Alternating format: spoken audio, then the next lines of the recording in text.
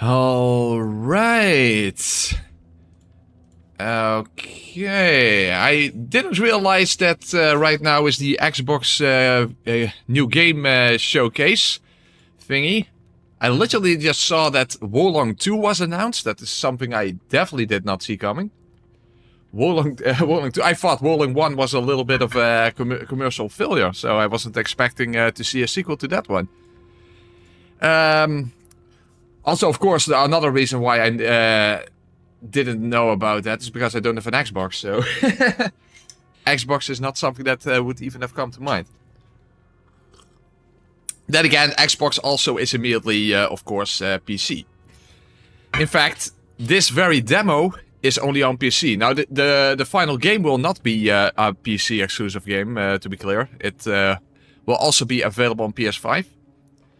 So, I did try out the very beginning, the first few minutes, just to see how it even functions to begin with. And actually, it looks like it's running quite smoothly, even on my PC. So, let's hope things don't devolve the further I will get into this demo. So, but again, at the very least, the final game will actually be on PS5 as well. The demo simply isn't. Okay. Hold on a second. Let me just check something. Okay, audio is fine.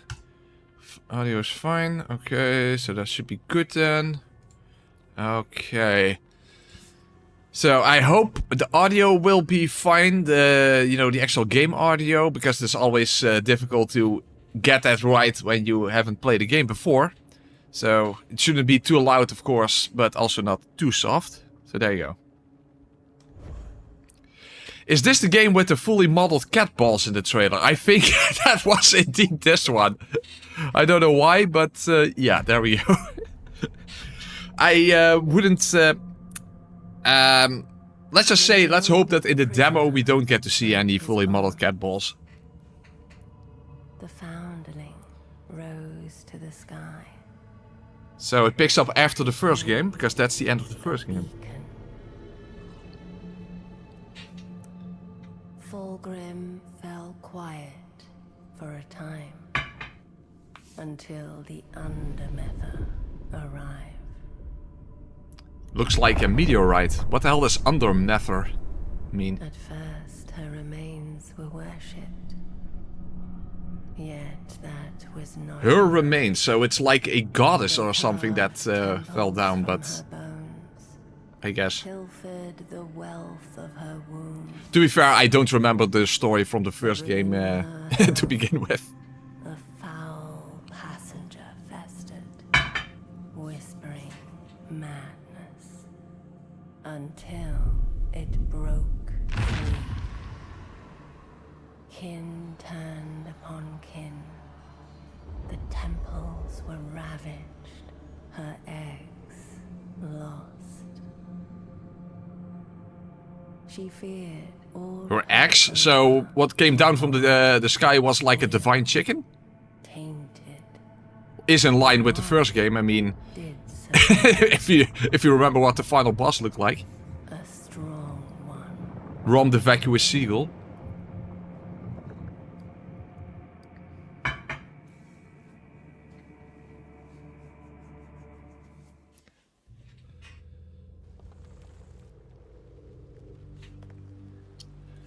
Alright, so what I understand that something that's already different in this game from the first one is that there is no stamina bar. And also, when you don't have a shell, at least what I've seen from the early footage, you don't no longer die in a single hit. Which is kind of a shame, because my first inclination was, of course, hey, I did a no-shell playthrough in the first game. I want to do a no-shell playthrough in this game, but it means something different in this game. To be without shell. But you belong somewhere else. Arise, Harbinger. A skull inside of a crow. That's pretty,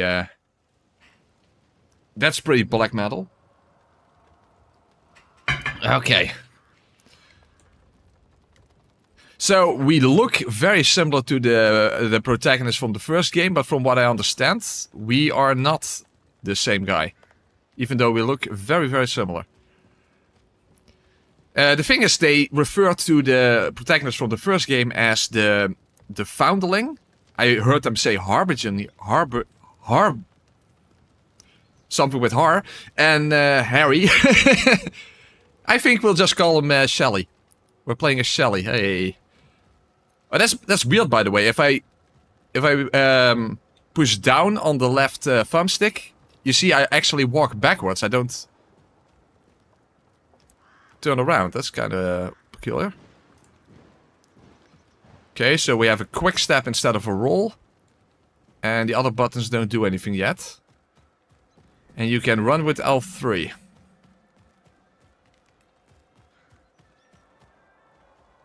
Go on ahead. I need a few more flowers before I can join the others. I hope the audio is not either too loud or too soft. Rather too soft than too loud, of course, but still. I think I feel her presence. The mother. She's near. Is this basically Mather is like a weird pronunciation of mother, just like you had sister instead of sister in the first game? Makes me wonder. Doesn't seem to be a jump button, by the way. Well, not that there was a jump button in the first game, but you know, after Elden Ring, you kind of expect Souls-like to suddenly have a jump button.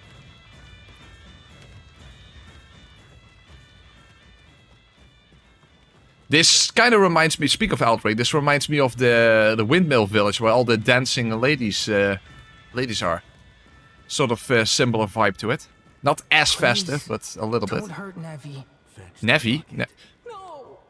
Hey, listen! That's the only Nevi I know, and I would, basically, the entire game I liked, I would have liked to hurt Nevi. You know, Ocarina of Time. Come closer. It's time to claim what's yours.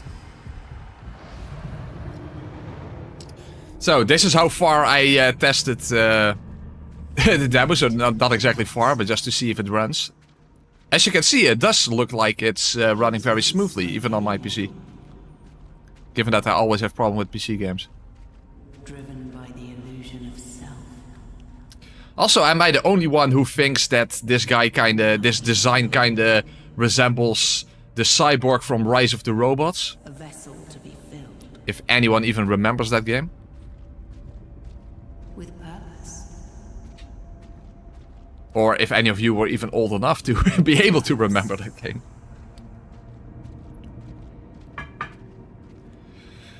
So, I wonder if you even want to, when you want to do a no-shell playthrough, how that even would work. Because here, we get our first shell, and it seems like you have to inhabit that shell. Well, regardless, that's all worries for later. Let's just see what the demo has to offer us. You're more than a weapon, child. Find what remains of me.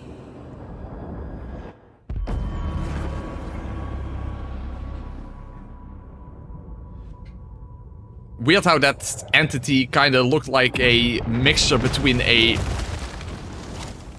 thumbprint and a, I guess, sort of jellyfish or whatever. Or squid thingy, I don't know.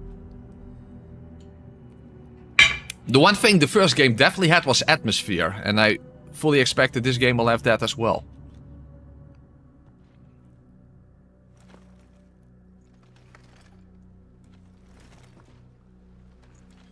But of course, it also has shells, because that's why the game is called that to begin with.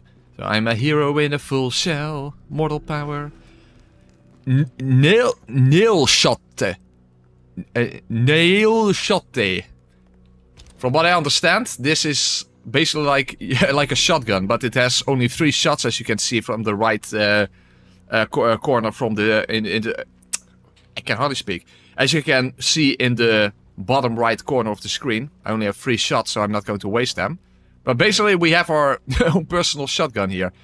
There was something similar in the first game, but it was like more like a bazooka. It was a combination between a crossbow and a bazooka. So now we have an actual sort of shotgun. And of course we have the great sword from the first game that I actually almost never used in that game.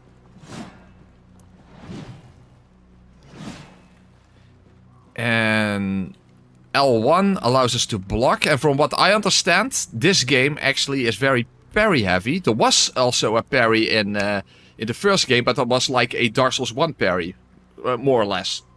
More similar than that. This is more like a Sekiro style deflect. And you can also harden. However, as you can see, there is in the bottom left corner, there's an orange bar that you can see above my health bar. So that's not a stamina bar. That is apparently for your special abilities. So hardening in this game is different than in the previous game, where you could basically do it constantly, but it had a cooldown, of course, but it was like a sort of alternative way to block. Or in a way, it was your way to block. So, but in this game, that's different because you apparently need that orange bar from that. So I could only do it once, as you can see. I now no longer can harden. So maybe we'll find something else in this game that will make me hard. Anyway, let's just see what this game has to offer. It's apparently quite different already from the first game, and I guess we'll just have to wait and see. Your true disciples are waiting. I mean, when I tested this game out this afternoon, this is how far I went. So after this, everything is new for me as well. By the way, I could talk. Oh, it's the crow guy. You may call I didn't even see him there. Rook. Rook. If you had a mouth. Keep going. We must get you to your new home. Okay, there we go. It literally spells R-U-K. For a Dutch guy, that's a little awkward. Speak of getting hard. Okay, you know what? I'm not even going to comment on that.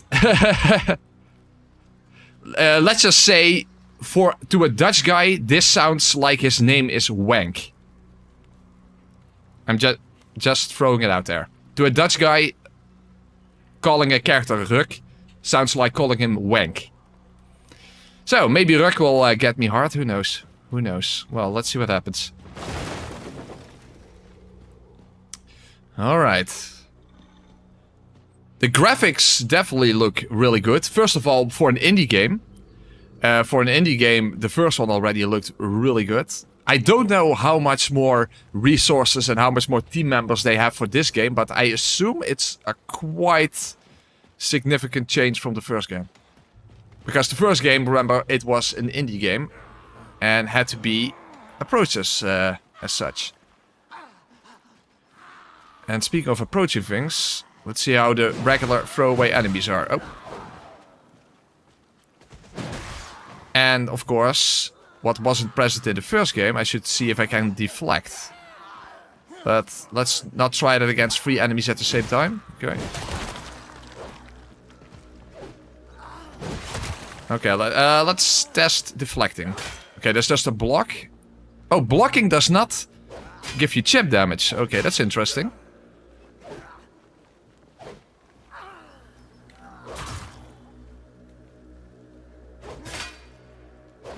Oh, I see. You have your own posture bar. Oh, that's interesting. You have your own posture bar. You see that bar in the bottom of the screen? That's basically my posture bar, a la Sekiro. Oh, okay, interesting. So if you block, your posture bar goes up. Ah. Okay, pressing up, that's how you heal. Okay. And I have 3 healing items, I can see. Okay, interesting. So blocking does not cause chip damage. It doesn't give you chip damage. Or maybe if you block something with elemental damage, it will. I don't know. But it builds up your own posture bar. Okay. So we don't have stamina, but we do have a posture bar. Okay. Gloom. What is Gloom? Coin, of course, that's obvious. Will that be this game's souls, maybe? Gloom? I thought it was Tar in the previous game, or... I actually don't even remember if you... Oh, what? Tar stones. Oh, tar stones look like... Oh, a whole bunch of things. Support tar stone grants a variety of improvements to all characters, so I assume that's something like a talisman or a ring. A variety of enhancement to weapons and sidearms. Allow you to infuse weapons and sidearms with elementals. Okay, interesting. Allow you to perform devastating special attacks with weapons and sidearms. Compatibility. Some tar stones can be equipped to only specific weapons and sidearms. Okay, I guess that's some sort of a bleed stone or something. Experience. All equipped tar stones gain experience from slain foes. Tempering tar stones with enough experience. Tar stones become ready to be tempered at the Tar Forge. Okay. And inventory R2. Of course, I only have one weapon and one sidearm. That's obvious. One seal. I don't see Gloom, but it's in the top right corner. So I guess that's something similar to Souls. Who knows? Is the character moving like... Yeah, when I move backwards, you see, it's almost like I'm locked onto something, but I'm not. That's just the basic movement of your character.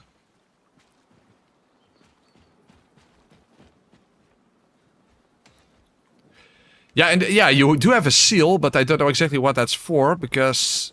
As you can see, I'm actually blocking with my weapon. In the first game, you actually parried with your seal.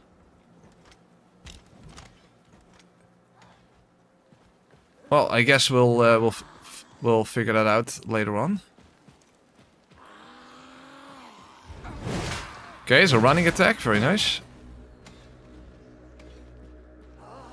Hold on, my screen is a little on the darker side. The game is already pretty dark. Okay, that's better. Can you do a plunge attack? No. That's not a thing, apparently.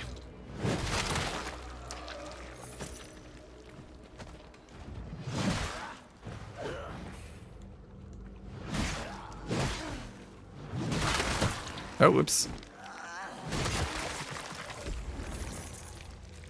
We haven't encountered something akin to a bonfire yet. Oh, maybe this?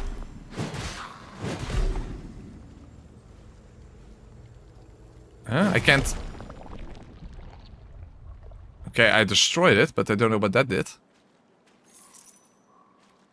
I was like, oh, maybe that's something like a bonfire, but apparently it isn't. Yeah, it looks very polished.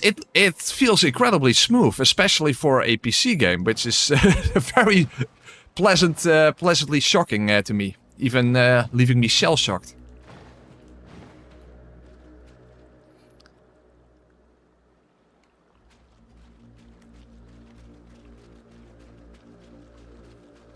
Here's another one of those things. I have no idea what that's supposed to actually be.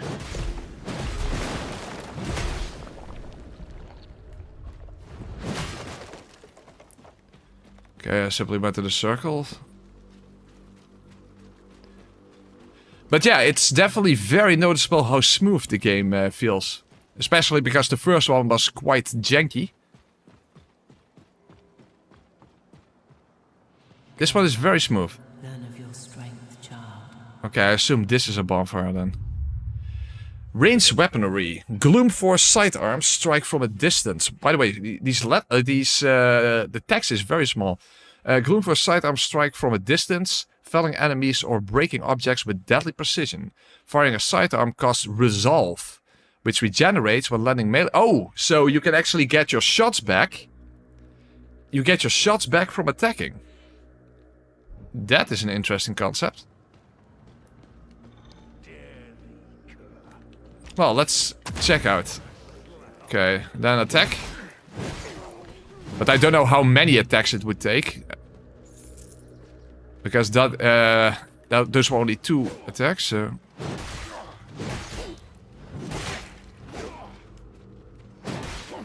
Oh, you see, now I have my shot back. I have my shot back now. Oh, ooh, careful, careful.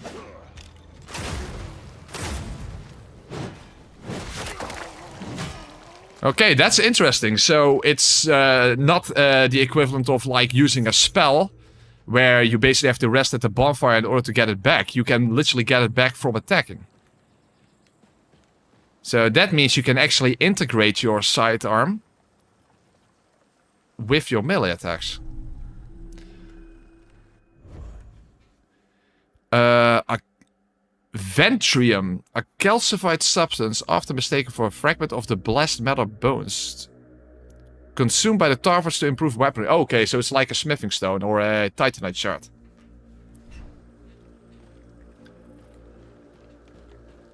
Alright.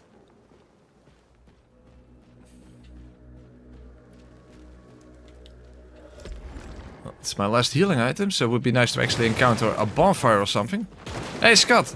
Thank you for being a member for 42 months. Amazing. Thank you very much. Oh, this looks good. Yeah, first impressions are definitely positive. Absolutely. Speak of shells, what the hell did I just land in?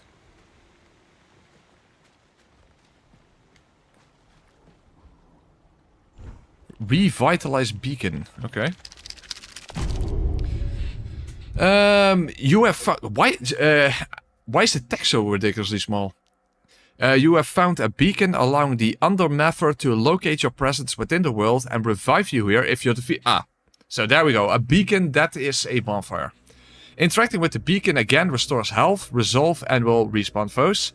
The beacon is still corrupted but can be cleansed to provide additional benefits when resting there. Okay, so it's something like kindling a bonfire? Interesting. So it's also possible to cleanse a beacon. How do you do that? Enter the beacon to attempt... Oh! Oh, so you have to do like a specific challenge and that will cleanse the beacon. Okay, interesting. Do I do that now or... I don't know if you can actually keep going here. It looks like a dead end. Also, can I...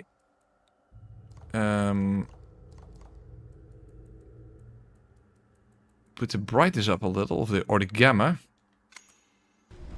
Okay.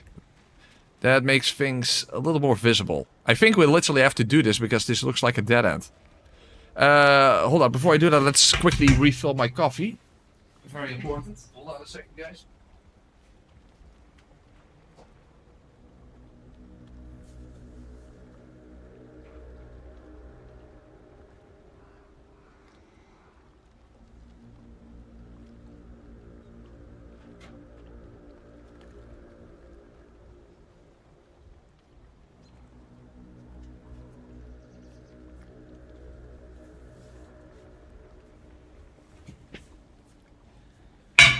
Alright. I'm back. Sheldon ring. Very nice. Okay, well I guess let's cleanse the beacon then. I wonder what kind of benefit that would give you in the first place.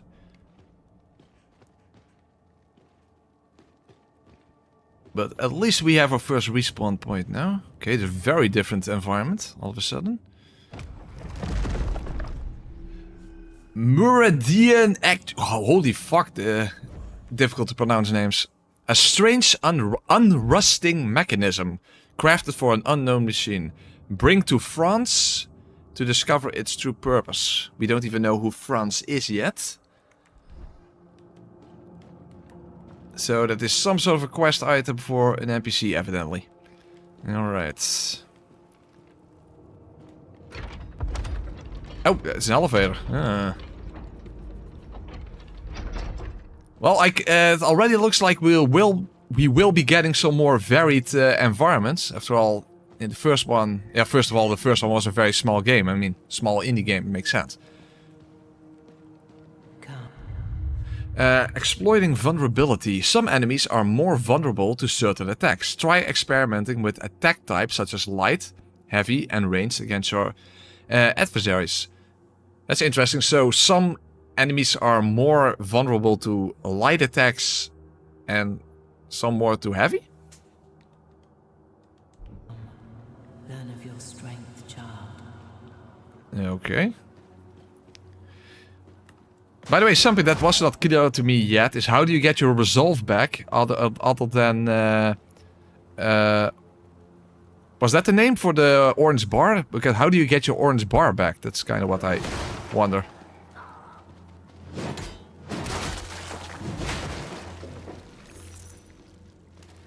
Because you get your shots back from attacking. But I don't know about your orange bar. Hold on, let's actually use my orange bar. Let's see what happens if I attack, because I didn't even pay attention to that. Oh, whoa. Ooh.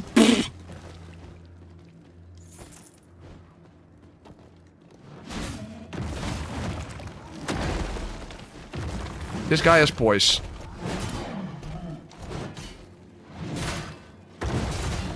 Oh. And he's quite aggressive, you know. Shotgun. That works. But yeah, apparently you don't get... Oh, I do get... You do get it back from melee attacks, because I have now a tiny bit more than I had. Okay.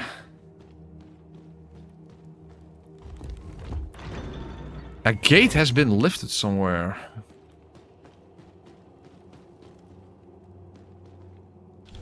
Cleanse corruption.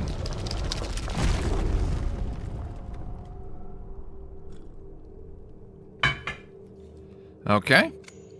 So I guess that was everything, but you know, that's like a small challenge challenge area for the first beacon, I assume. Okay. But what does it do then? Because it's cleansed now, so you would think it gives you something extra, but I guess it just opens up a path. Fair enough.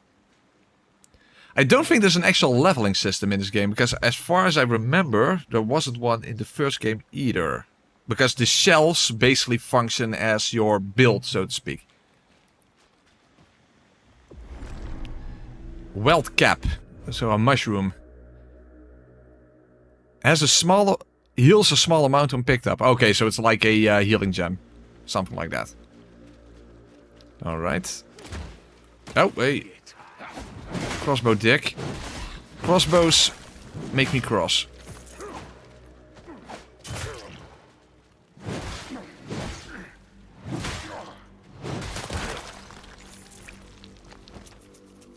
I feel that an approach like Lies of P here, and without stamina you just get everything straight up.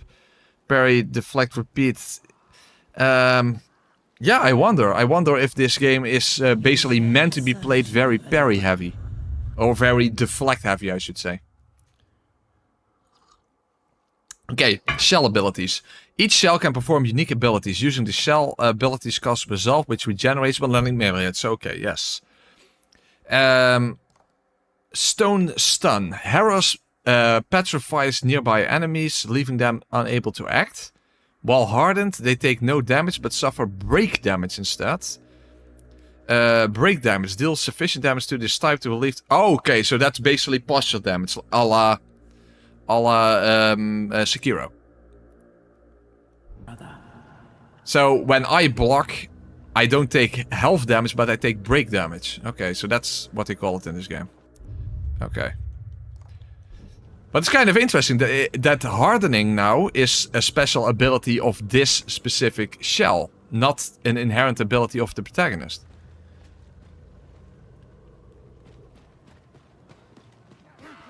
This is a weird choice, because that was kind of like the thing that made the game kind of stand out. The whole hardening thing, that was kind of what the game was focused around, more or less. So now I'm wondering what will be the abilities of the other shells then.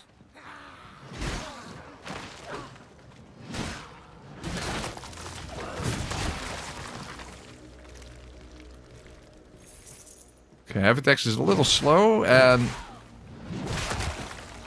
enemies do seem to have hyper armor and poise to an extent, so that's something to watch out for. And speaking of deflecting, I haven't even really tried it yet. Here's another one of those things. I suppose that's just a way to get some extra coins or gloom or what. Hey, it actually grows back.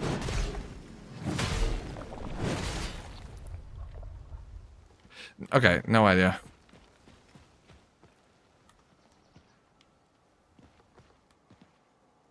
Yeah, I can't move forward? Really? There's an invisible wall here? That's peculiar.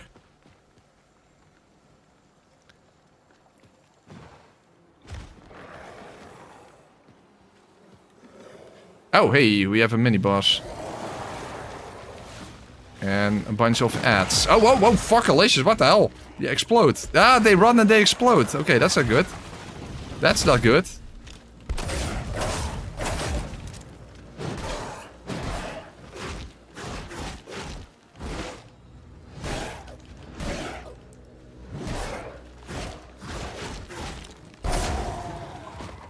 Alright. I actually didn't even activate my shell ability. It was literally what they wanted me to do. Oh, of course, because I don't just harden myself, I also harden nearby enemies. So that was the... that's probably why it says it on screen, to show you that you can stun those exploding enemies.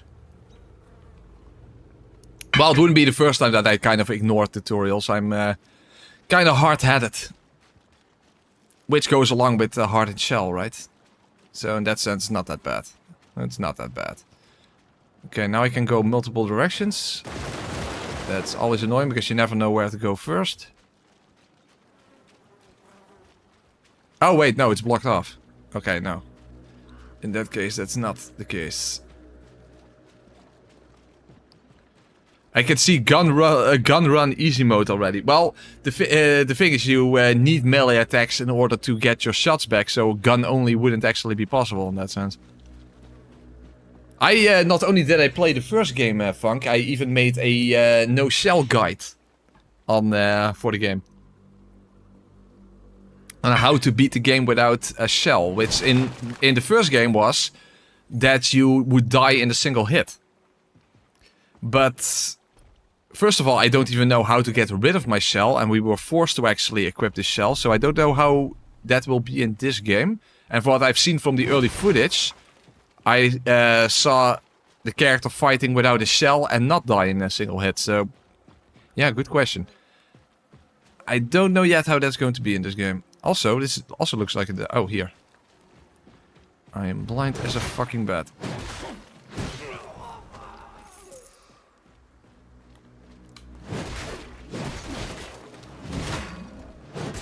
The thing is, you don't have to watch out for stamina at least. So in that sense, you can just keep attacking, but as you also can see, they can quite easily attack through your attacks, so that's something to keep in mind.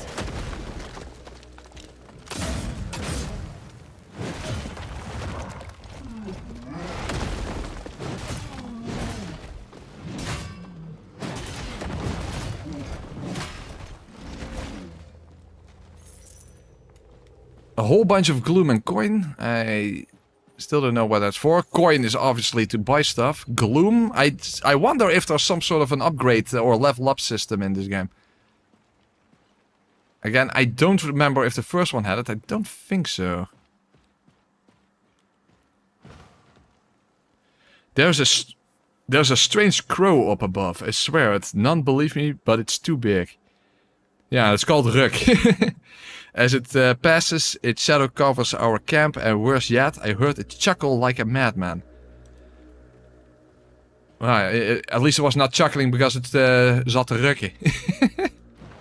Again, Ruk to a Dutch man, that sounds... it sounds like the character's called Wank. But, yeah.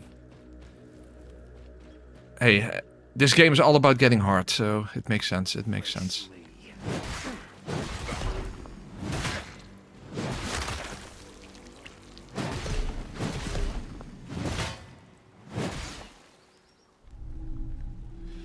Laterite. It's said that these pieces of the blessed nether rain down from the heavens and fall at the feet of her favorites, consumed by the Tarfors. Okay, so it's another upgrade stone, basically.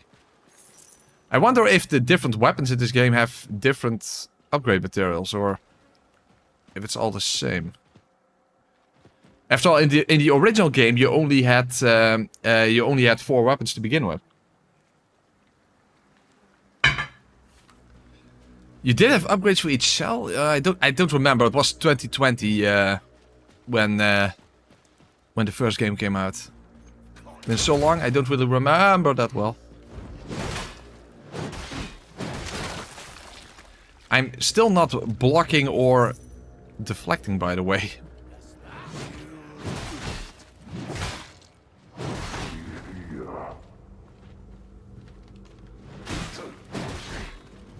Promise we are quite far away from our respawn point. Otherwise I was like, let's actually test it out against this knight here.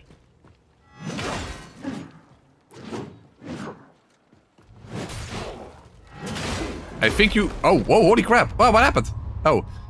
Your connection to the shell has been severed. Wound your enemies with melee attacks to reclaim it. You can track the progress on your seal. Okay, that's quite different. When you dealt enough melee damage, you can reclaim your shell. Oh. Okay, that's very different from the original. Each shell revival demands more bloodshed than the last. Okay. Okay, so now I'm without shell. Oh, there was some frame drops there. Fuck, I'm trying to parry, but it's... You see, I don't die in one hit now, even though I'm without shell. Fuck, I...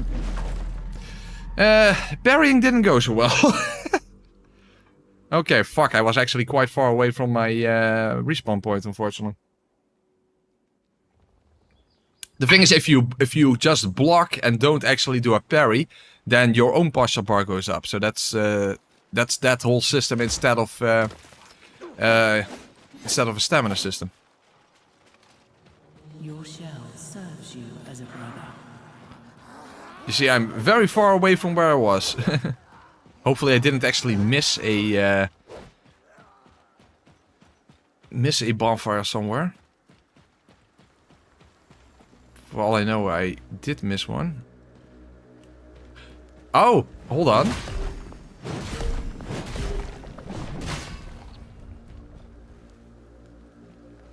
Didn't I go up here somewhere? Oh no, I had to drop down. Oh, okay. Yeah, this is where that mini-boss was.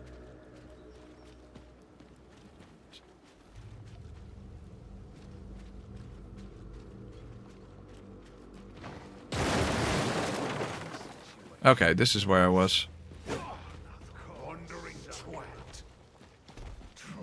Oh wait, you can also... Okay. I feel like I missed a bonfire somewhere. Because this is so far away. Oh fuck, no, I'm just... No, there's nothing here.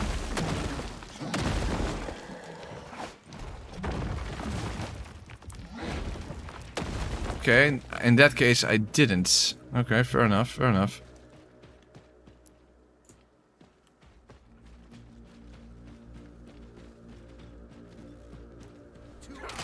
Gloom Retrieve. Yeah, so Gloom is basically this game's version of Souls then.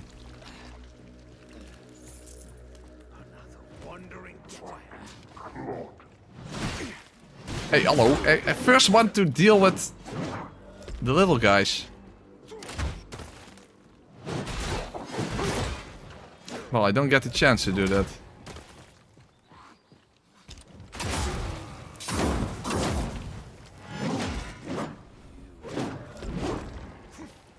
Oh, hey, hello. Dude, what the fuck?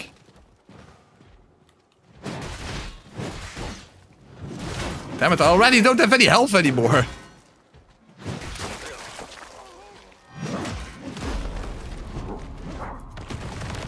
Well, this isn't going well.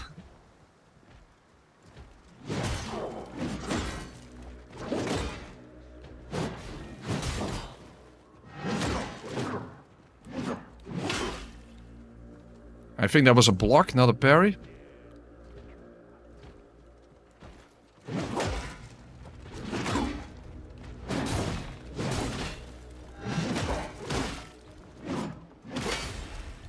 That might have been a parry. Yeah, his... Oh, his... Fuck, but I died. His bar went up. Okay. Looks pretty precise. A bit Lies of P-like.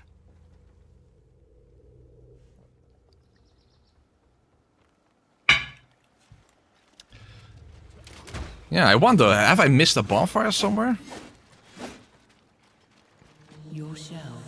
chose you as a brother.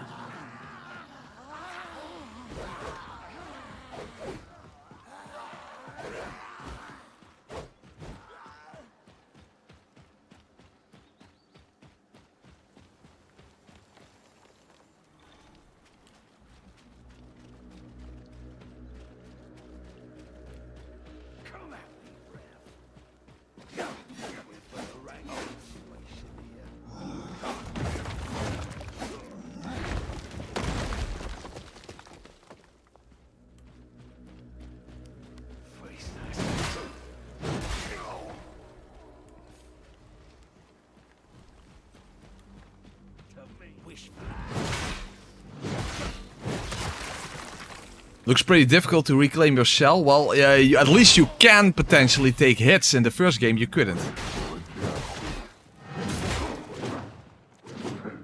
The whole premise of the first game was, without the shell, you can't take damage.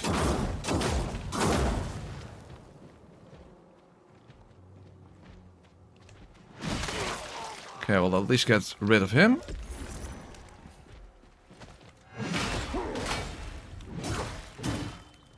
Fuck.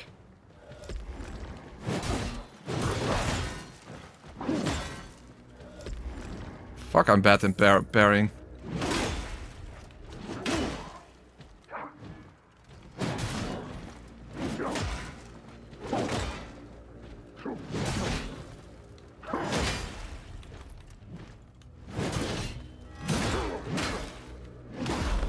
Fuck, I just can't do it for some reason. That's better. Nice knee to the face. Awesome. Okay. Okay, I'm not really a parry master yet, as you can see. Jesus. Okay, well, at least we did not reclaim our shell.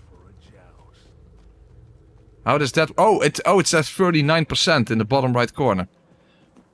Okay.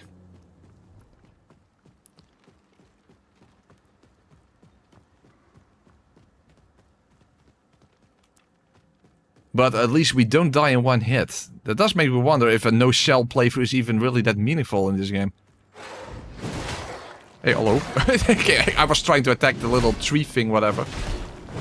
All of a sudden I'm bat out of nowhere.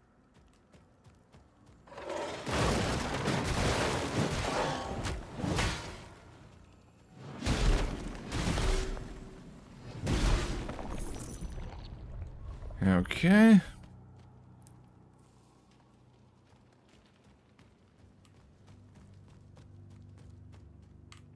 This is another beacon.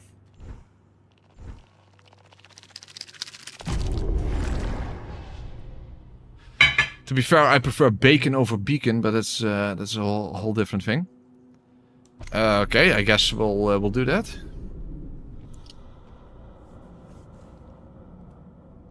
A bat out of hell. Yeah, exactly.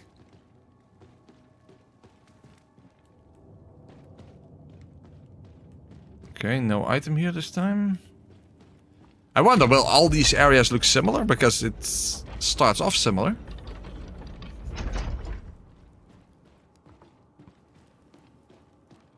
We've got a rank situation here. Derelict hideouts.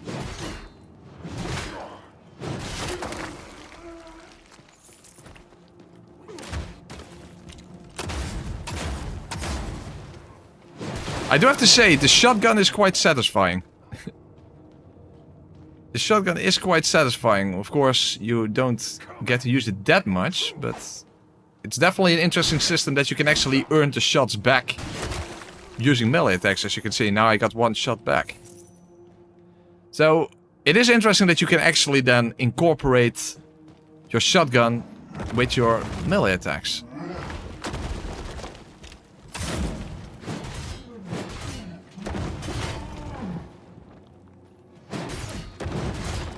Oh, careful. Fuck. Hey, whoa, whoa, whoa. Fuck, Alicious. All of a sudden, he was really fast. Okay. Very nice. Oh, that was it already. Oh, there's something here. Oh, Ventrium. That's another upgrade material. Return to surface, I would assume so.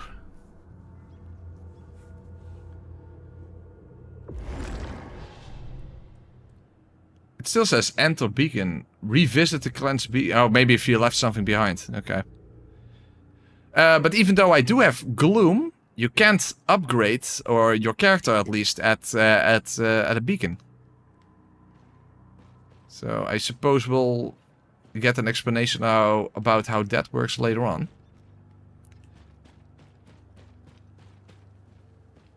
Hey Steven, how you doing? Or better said, hey Stefke, hoe gaat ermee? Hoe gaat het met jou, Stefke? Okay. Well, we can go 2 directions again. To bring my over back, you must survive. I'm definitely trying. Never.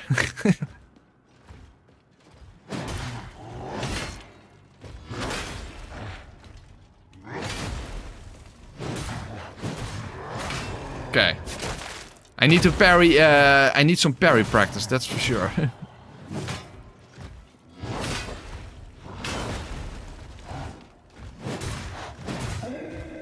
Alright. So let's see if I can focus a bit more on parrying then.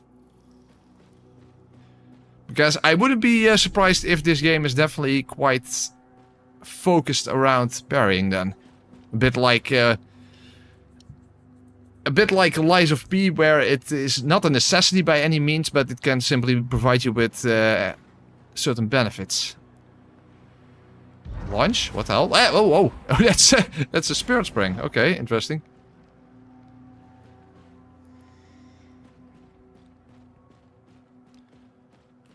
Parry the platypus. Hey, where's Parry?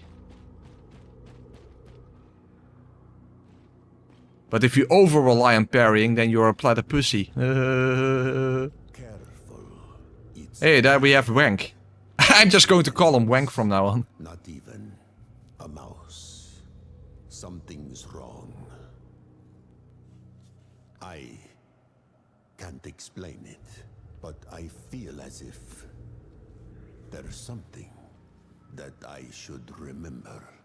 Something dangerous.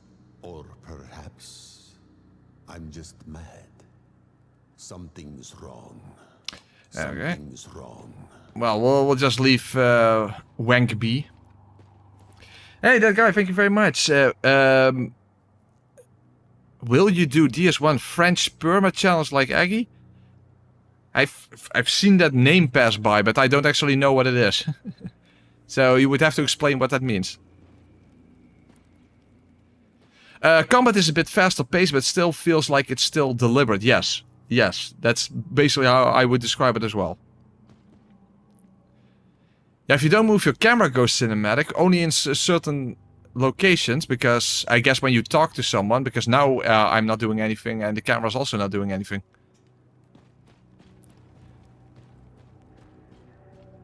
But I've heard it's the term French challenge, but I don't know actually know what that means.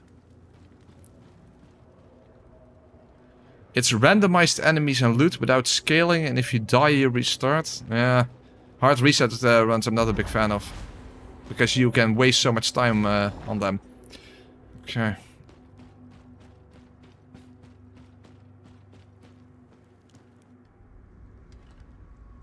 Oh, hey, a torch.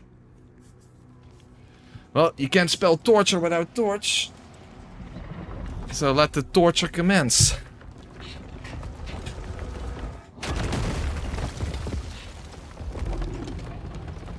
Well, this definitely looks quite torturous.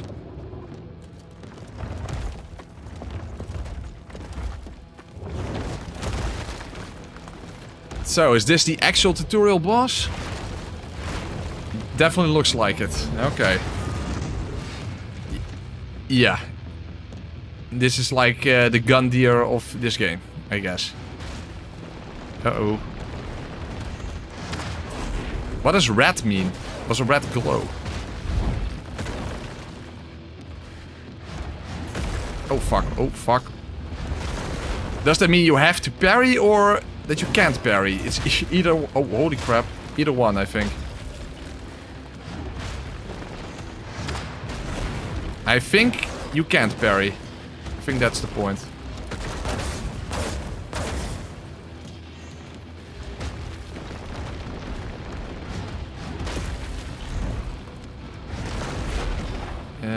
I'm not 100% sure. Oh fuck. Ah, no. Oh fuck, okay. Is this one of those bosses where you're supposed to lose?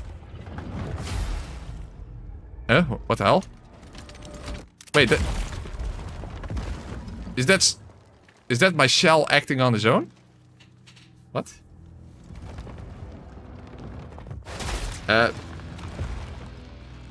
Well, that's the end of my shell, I suppose. What the hell? My shell just acted on its own or something. What the hell? Okay, I guess I was simply supposed to lose there. Is that thing in his chest from the first game? What was that thing in his chest? Hold on. Vetra Seal. When equipped, the Vetra Seal allows you to harden. Oh, so an actual harden. Okay. Harden your flesh to prevent damage from enemy attacks. Attacks removed with a possible hardened. When heart is broken by... Okay.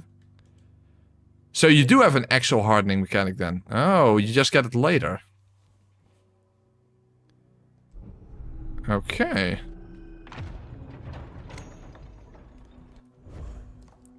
How does that work?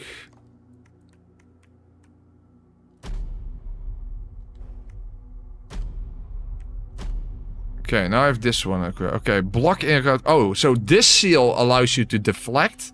This seal allows you to harden. Ah. Yeah. See, now I have the actual hardening mechanic from the first game. And you can see now underneath my health bar, there's now a timer. Okay, so this is like the first game. Ah. So deflecting is not a necessary part of, well, necessary, I mean, an expected part of the game. It's literally one of multiple abilities that you can equip. Okay, that's an interesting way to approach the combat in this game then. So you basically choose between a deflect build, so to speak, or a block hardening build, and you probably get a whole bunch of different things, or because as you can see, there are 2 more slots for seals.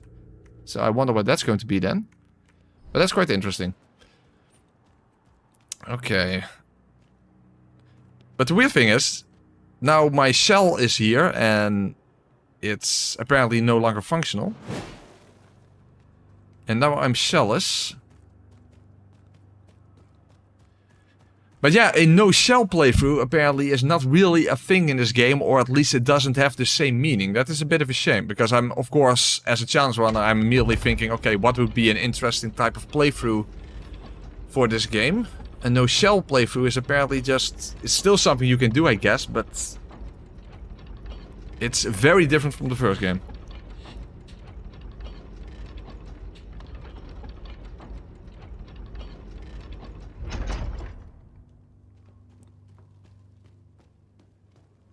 By the way, I did pick up a torch. Do I actually have a torch now? Common moonshine restores self-resolve. Okay, interesting.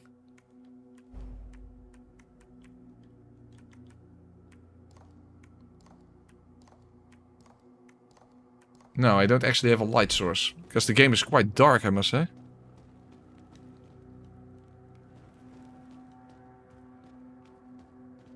I can't see shit here. Can you choose to not have a seal equipped? That's an interesting one. No. No, you cannot. At least it doesn't look like it. No, you cannot unequip it. So you have to have a seal equipped. So a sealless is... yeah, of course you can choose to not use your seal. That's a different thing. But you cannot unequip it. Hold on. The game is really, really dark, so let's put the gamma just on 1 then. Otherwise I can't see anything. My screen brightness is already at maximum, so... Oh, blessed matter. It really is what I said, right? Just like they had Sester in the first game, now they have matter instead of mother.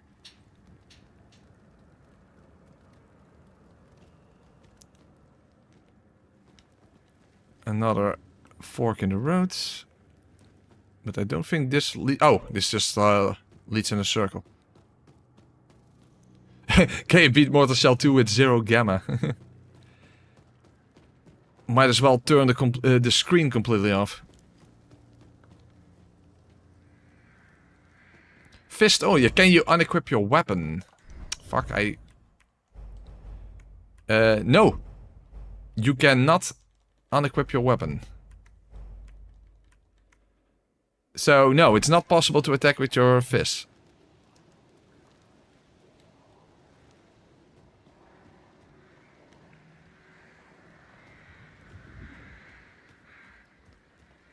Also, I didn't see any beacon here. We just, well, we got defeated by the tutorial boss, but I don't see any... I don't see a beacon. Apparently there was a corpse inside.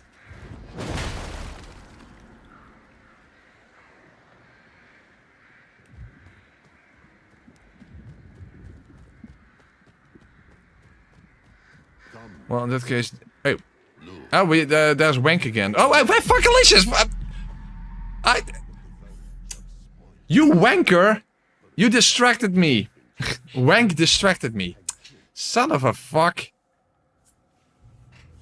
Because Wank distracted... Oh, you actually start over here. Okay. Because Wank distracted me, I couldn't see that I was going to fall down there. Son of a fuck. Yeah. Wank is a wanker. Or Ruk is a rukker. Son of a bitch. Gravity makes a surprise appearance. Yes, yes it does. Look, a lone egg. On the verge of spoiling. Perhaps the Harbinger can cleanse it. Can I shoot you? Damn, Wank is not someone you can kill. That sucks. This is what you were hatched for. Fucking wanker. Collect ovum and commune with the undermatter? What the fuck? Okay, fair enough. In your hands. Bring the ovum back to me.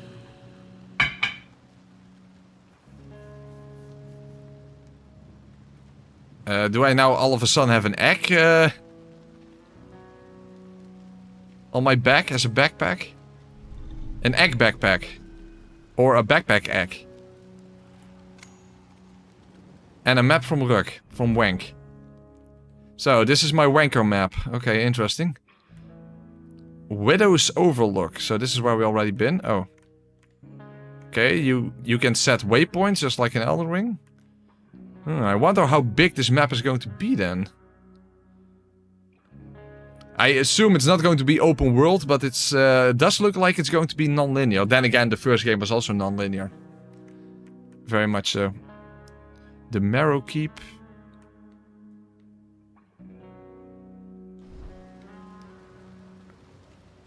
Okay.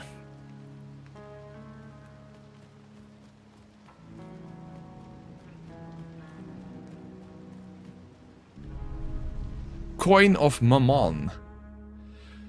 Once a symbol of unimaginable riches, but it still remains valuable to collectors. Can be traded for 500 coin. Okay. We haven't encountered anything yet that we can spend our coins on. Of course, they mentioned the Tar Forge before, but we haven't encountered that yet. That's where you would upgrade weapons. Speaking of weapons, I wonder where the other weapons in the game will be. I guess if the game is non-linear, then either they will all be very early on in the game, or they will be basically scattered around the world, and you'll encounter them based on what direction you choose to pick. In fact, it was something similar in the first game, I remember. Because you had like a hub area in the first game, and there was like you got a sort of indication where the weapons were. I'm trying to remember from 6 years ago. But I never replayed Mortal Shell, of course, so my memory is a little vague when it comes to the first game in that sense. Okay, well, you can't jump or climb.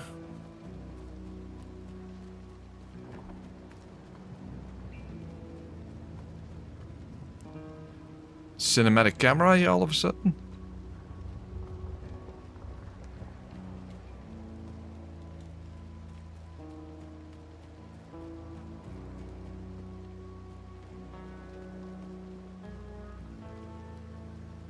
Mortal Shell 2, okay, so that was the tutorial, I suppose. Yeah, it was 6 years since the first game.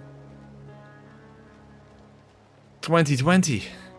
Time to think that that 2020 was 6 years ago. But yeah, that is definitely the case. Time sure does fly. It sure does.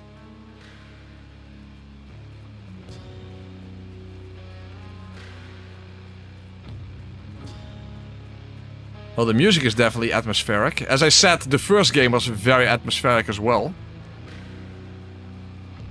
That is definitely something they nailed. The cinematic camera makes it a little difficult to move here. Okay, that's better. Well, it's a very short game, Scott. In fact, I remember beating the first game in a single day. I think it was like a 9-hour playthrough or something.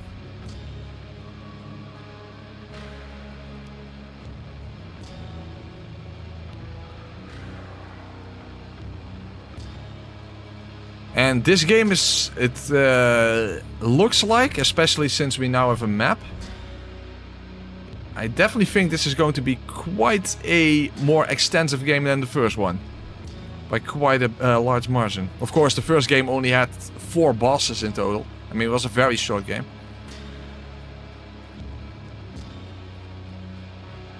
Yeah, second most dangerous boss. First, of course, is gravity. Second one's the camera. Absolutely.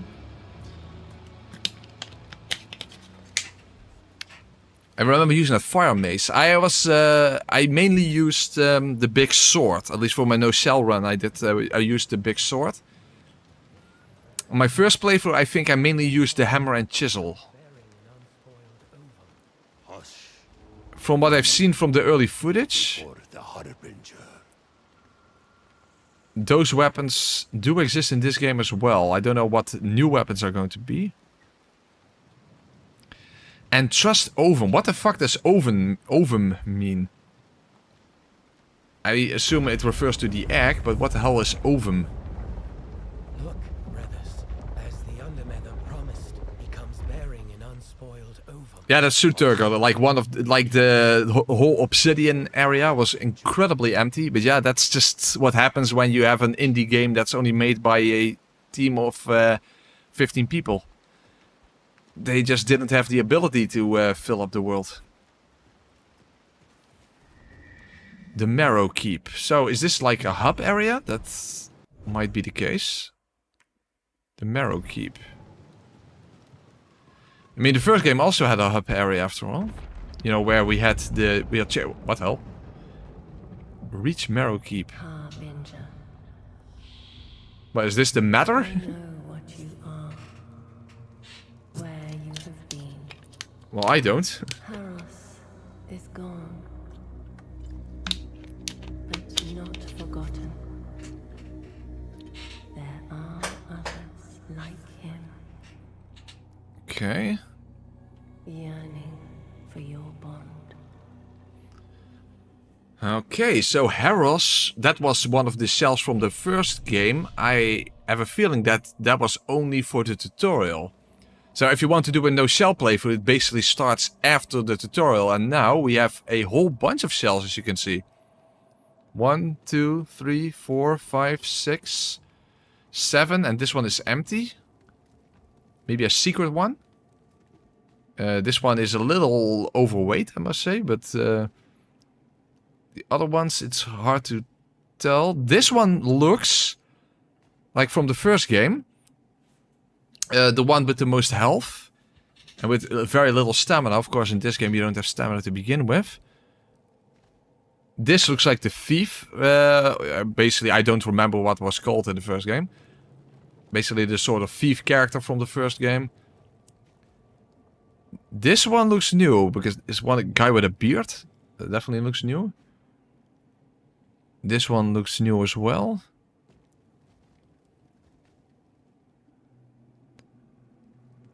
Yeah, I don't see the other one from the first game. Okay, fair enough.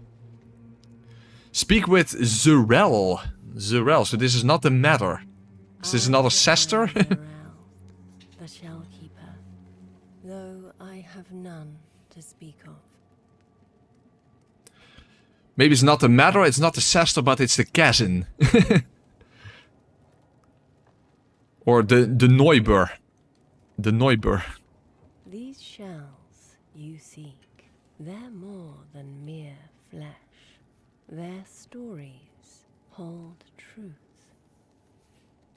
An answer to the great question, perhaps. The great question, what atheists should call themselves? A very random South Park reference there, sorry. Okay. But it's not like in the first game where you basically got a hint to where the location of the shells and the weapons were.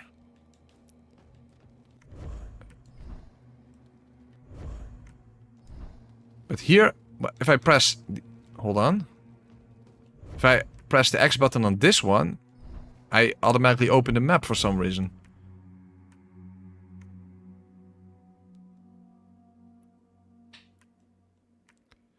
So... Oh! Okay, so we only get a hint for this shell where the location is. Okay.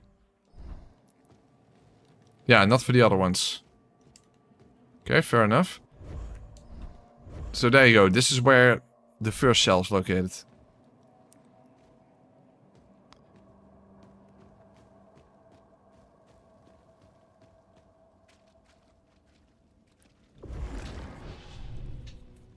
Level up. Hey, you can level... Oh, hey, a level 1 playthrough.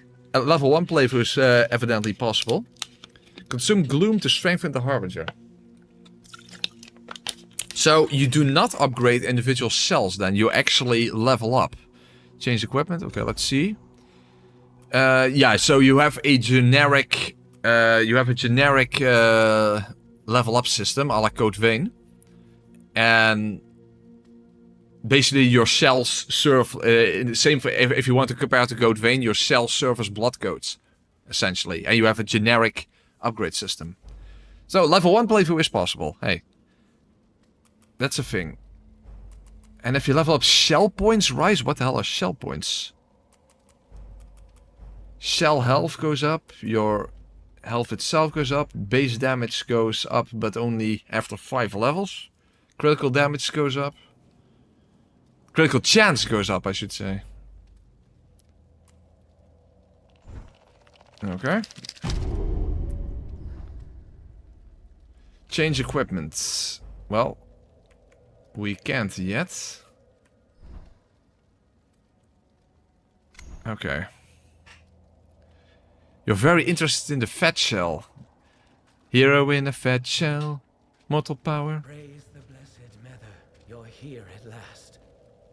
Yes, and who are you? Unworthy.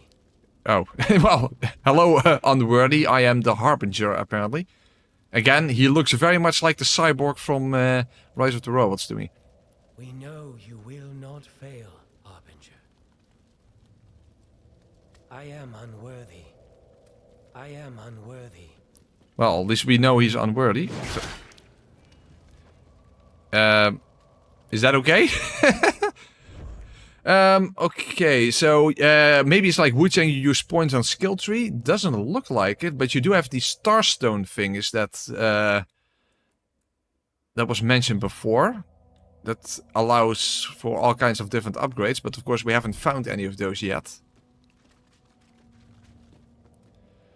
Also, this definitely looks like a hub area because you can go in multiple directions from here. Well, I guess we'll just have to go up north then, I suppose, because that's the direction pointed out on the map. But let's first actually see if there's something else to do in the hub area. Use Gloom Siphon? What the hell is that? I have no idea what I'm looking at. No unclaimed ova to siphon. So there are multiple eggs throughout the world, I suppose? It's you? In the flesh. Our faith has been rewarded. Harbinger, we've prepared the Gloom Siphon for your coming. Find the unblemished ova. The Blessed Mother's ova, her eggs, have been stolen. Returning unblemished ova to the Marrow Keep will yield rewards and progress the story. Okay, so that's literally what you need to do. Okay.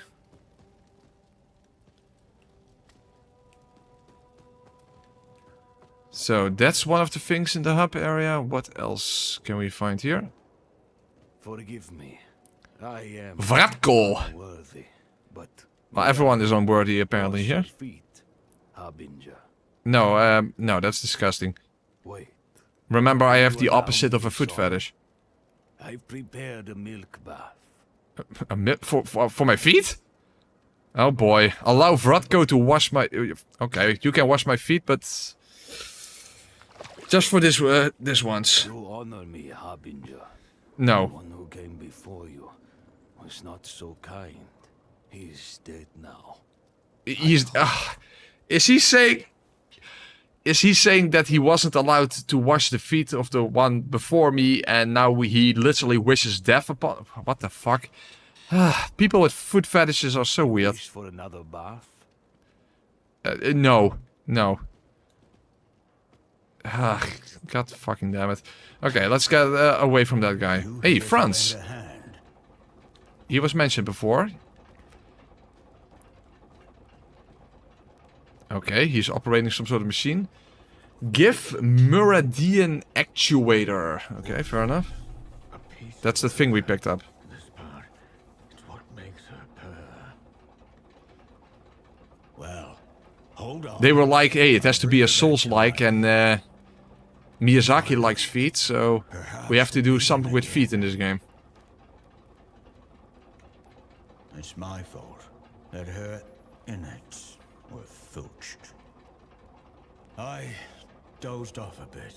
I'd been toiling night and day. No breaks, no rest.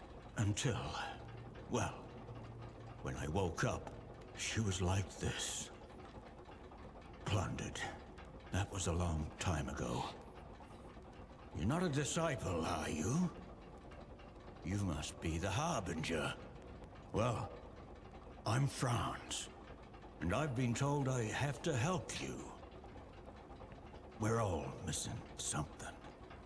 You know. Few get a chance to fix what's broken. Speaking of which, You what kind of can, machine is he turning? at least for her.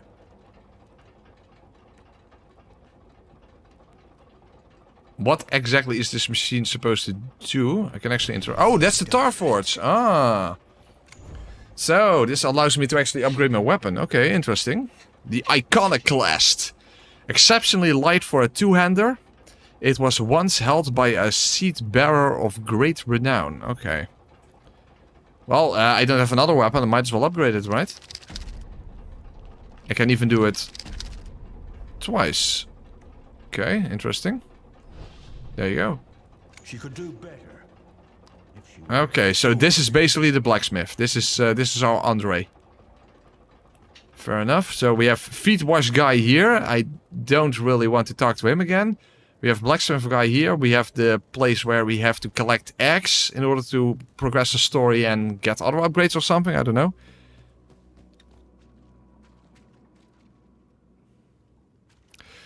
There is some jank with the beta where killing the blacksmith unlocks the forge upgrades, even one not normally accessible in the beta. Oh, really?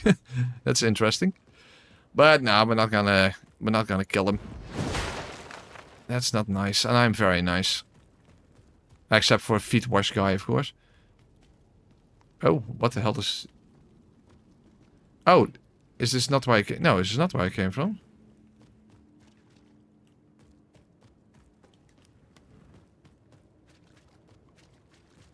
Well, there's another NPC over here. I was Hey. told you. Yeah, that's Sester Ganessa, I was about to say. Come, That's Sester Ganessa see your from the first game. Okay. but you have much to learn. Oh, whoa, whoa, what the hell? Oh, she's our fight instructor? Okay, that's quite different. She was basically the firekeeper of the first game. Use your guard to defend against enemy attacks. Guarding consumes guard energy and reduces movement speed. Running out of guard energy stuns your character. So yeah, it's basically like the posture meter from Sekiro, as I mentioned already. Guard energy recharges when your guard is released. Okay. Hey, that guy, another super chat, thank you very much. I'm unworthy and was the model for overweight Shell. Hey, I'm very much trying to lose weight myself, so... I don't really look overweight, but I definitely have a beer belly, so... That's the thing. That's the thing. And I'm trying to get rid of it, and I don't have any success so far. Guarding just before an enemy attack would executes a perfect guard. Executing a perfect guard does not consume guard energy and builds the enemy break meter. But can you still do that even when you don't have the other seal equipped? Because otherwise, what is the point of the other seal? Let's see what you can do. Hold on. Or does the seal do something different then? Yeah, see? So if I have this equipped, I shouldn't be able to perfect guard. Okay. Well, okay.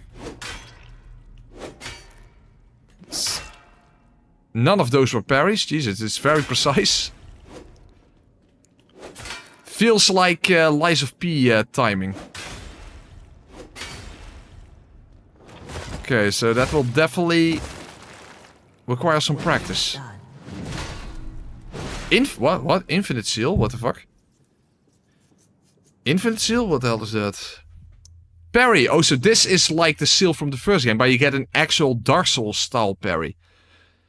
With proper timing, parry incoming attacks, breaking enemies more efficiently, but at a greater risk. So, okay, that's interesting. So, the Untarnished seal is like Sekiro style deflecting.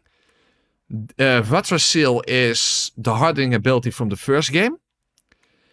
And this is like the parry, is like a Dark Souls style parry. That also existed in the first game. Okay, but you have to choose. That's the thing. You have to choose. You cannot have all three equipped at the same time.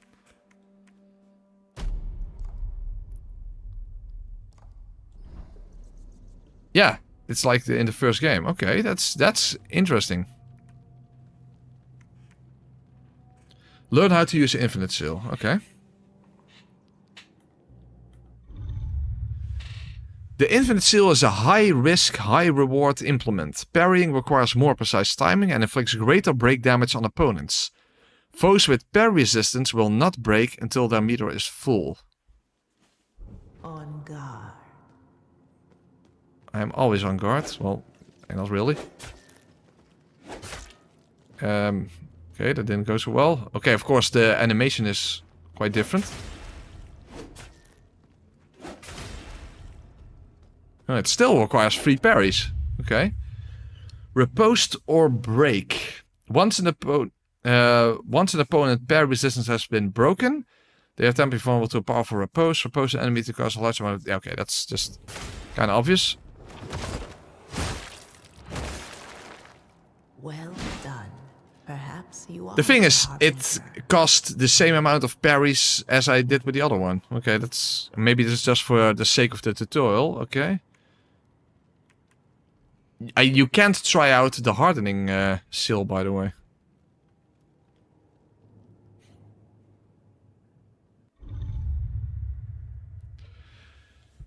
Well, basically we already learned how this works. Oh, that was everything? Okay, fair enough. You're no wayward spirit, are you? No, of course not. But I will aid you all the same. There is no defying fate. Especially... I think the yellow flash is the perfect guard window. Well, I think the yellow flash shows up when you do a perfect guard.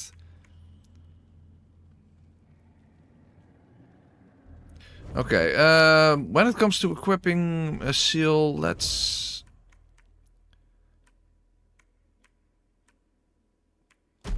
equip the first one, that with the actual deflect.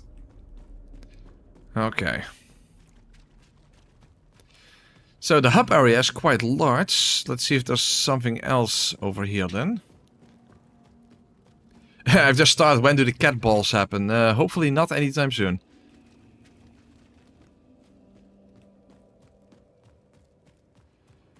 It looks like this is how you get out of the hub area. Hey. Oh, not yet. There. Merrick. You're that special brev. What, from Yu-Gi-Oh? I've got something nice for you. What are you buying? Take map, okay. Hey, axe and dagger. Interesting. Axe and dagger? That's quite interesting. So an axe in one hand and a dagger in the other hand? Is it true you can bring back the dead? If they're special or something? I'll take that. Parry seal doesn't have block, right? Only parry. Yes, exactly. The shop's a mess right now, but give me some time and I'll have it. Okay, so he doesn't sell anything yet, but he will sell stuff at a future point. Okay, fair enough. And this brings us back over here.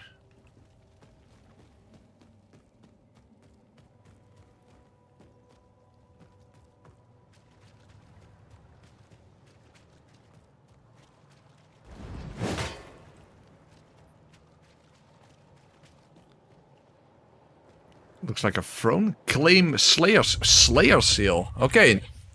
This is seal number 4. Slayer! Okay. The Slayer seal grants glorious powers. Sidearms will deal break damage. Oh! That's interesting. So you can actually use your shotgun in order to cause break damage. Okay. And it restores some health and resolve on performing a riposte attack. Okay, but if you have the Slayer seal equipped, you can't block or parry at all.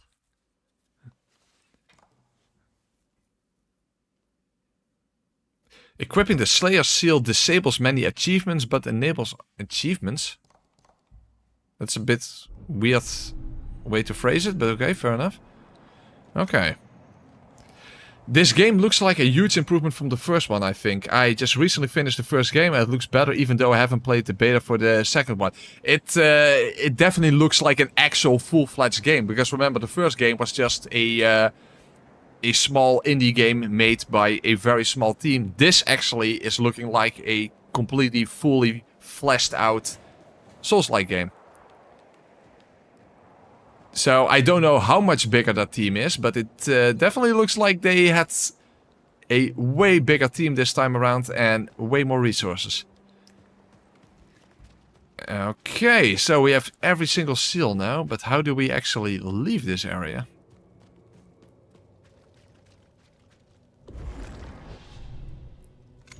Oh, whoops, I already did that.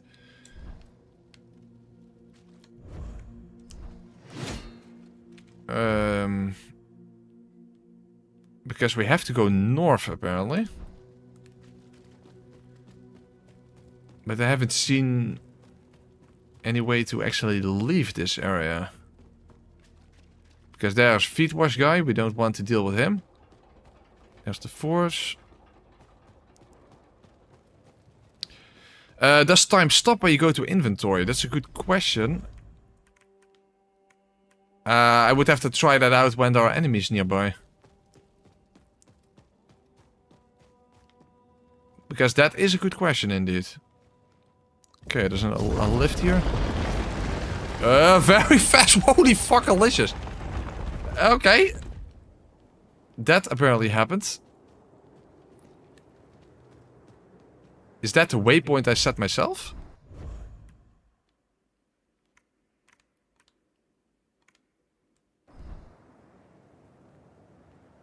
Yes, it is. Okay, interesting. Very a la Elden Ring. Okay.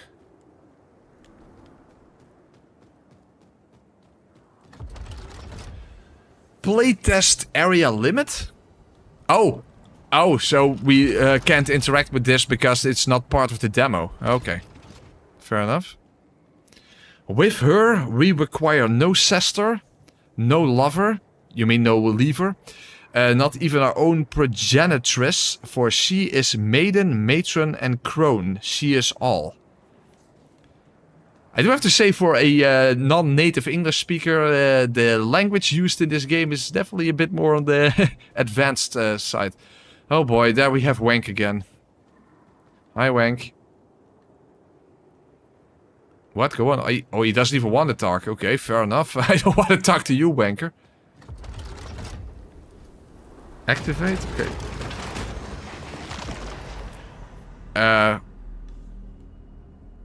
Okay, we can launch ourselves across the map. Okay, that's pretty hardcore.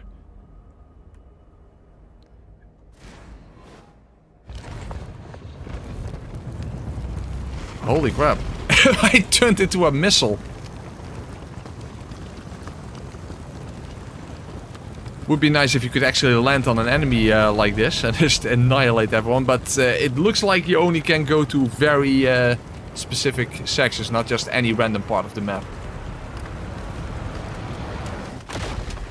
Wow, can we have this travel system in real life? It's definitely better than public transportation in my country. I'll take this over the NS anytime. A20. The text is so small in this game. Jesus fuck. Okay, I'm not even going to bother trying to read that.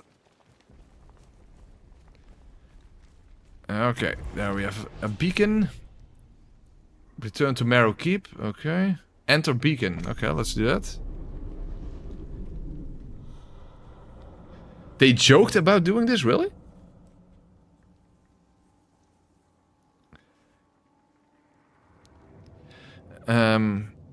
How is it like DS1? Oh, yeah, like fast travel. Yeah, it's... Well, it is a fast travel system, at least. It's a reference to speedrun tech from the first game, really? The glitch allowed you to fly. I don't think I've ever seen that. But that's interesting. I don't think I've ever seen a speedrun of the first game.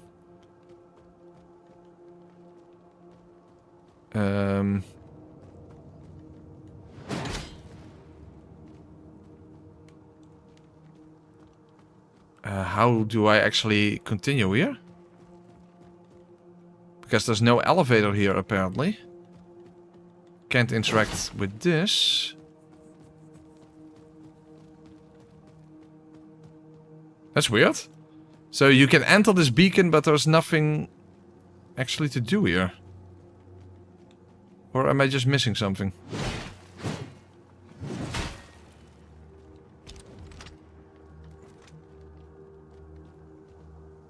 Maybe it's just not possible in the demo. Maybe that's a thing. Okay, well, we'll just return. Oh, it wasn't a corrupted beacon. Okay, but why can you even enter? Well, whatever. Whatever it may be. Whatever it may be. Okay. That guy kind of, you know, that enemy kind of reminds me of an enemy from Infinity Blade, if anyone even remembers that game. That was an iPad game. That enemy looks very, very similar to a specific enemy from that game.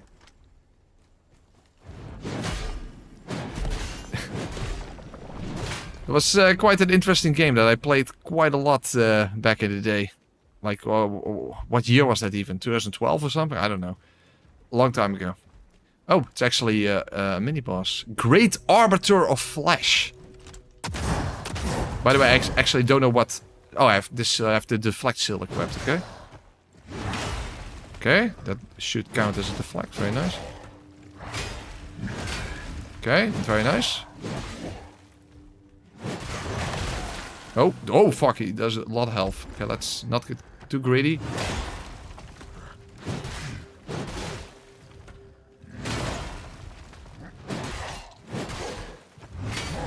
Okay, good. Practically shooting him in the balls. Hey, that's definitely effective. Okay, we get some good parry practice here, or deflect practice, I should say.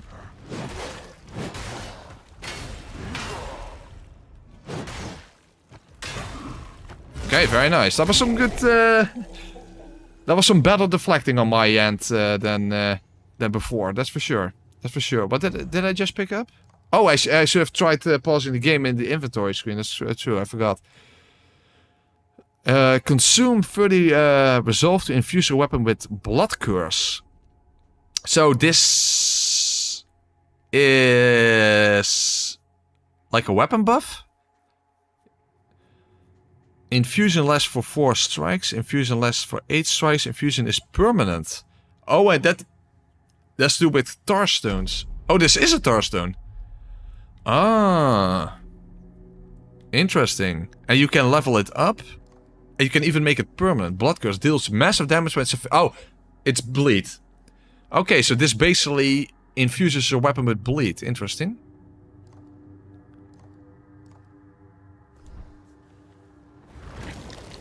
Ah, okay. Interesting, but it only lasts for 4 attacks. But if you upgrade it further, you can even make it permanent. That's interesting. That is definitely interesting. Oh, we might as well go back to the beacon now then. In fact, I should be able to probably level up now. Oh, yeah, we have the hardly readable text. Level up. It's not... Oh, it's not enough. Ah, shame. No, fair enough.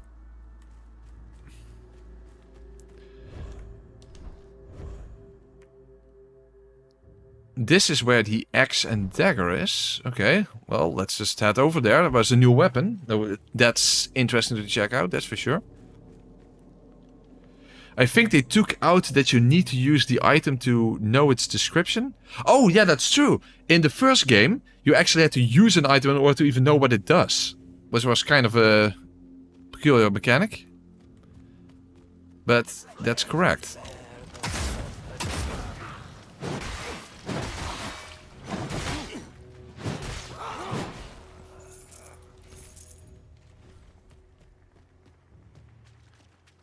Well, it is definitely helpful to know what an item does before you use it and therefore waste it. if it's a consumable item after all.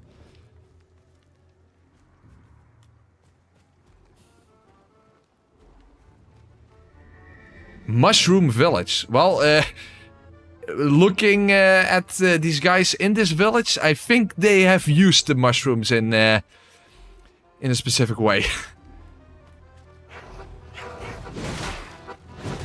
So, they are definitely having a party over here, but hey, sorry to ruin the party. In my country, pot is illegal, but I don't think mushrooms are. So, unfortunately, not even I can allow that. Oh, whoa, fuckalicious. You absolute dick.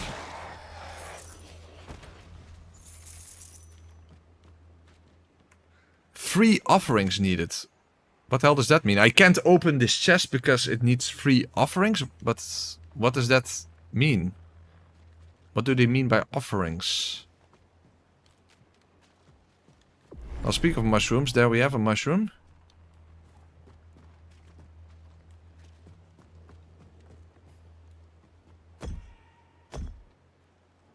Somebody home? The music stopped. Well, for now at least. I very politely asked I'm them not to stop opening the this music, door. yes. Are you mad? I don't even know who you are. I don't even know who I am. Hmm. But when you think Music about it, does stopped. any of us really know who they For truly now, are? At least. I'm not opening this door. Are you mad? I don't even know who you are. Well, that was not particularly helpful. Then again, in Bloodborne, when you knock on doors, you don't really get much helpful stuff either. So, bit of a trend in that sense. Bit of a trend. I think this area has a Bloodborne reference. It definitely reminds me of it. It definitely reminds me of it.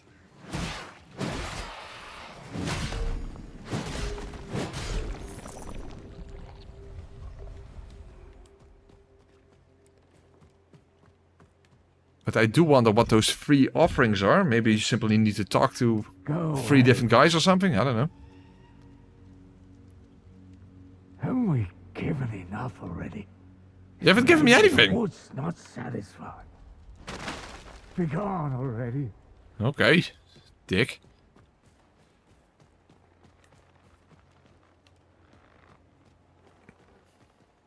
Light flame.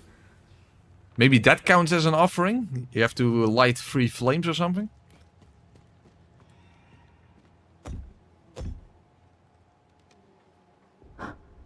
Who is it at such an hour? It's the middle of the day! If you're still in bed, get your fucking life together. Well, to be fair, I also wake up in the afternoon, but... You sound strong. Powerful. to be fair, do I have my life together? That's Will you also break down my questionable. door and show me how big and strong you Okay, challenge are? accepted.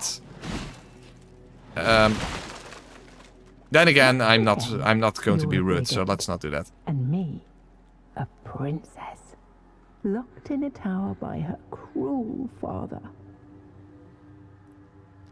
That sounds like a you problem, so fuck off. Well, I talked to 3 people, but I don't know if that counts as 3 offerings. Oh, 2. Oh, so it is the light, because I lit this flame, and now 2 offerings are needed. So there are apparently 2 more flames around this village.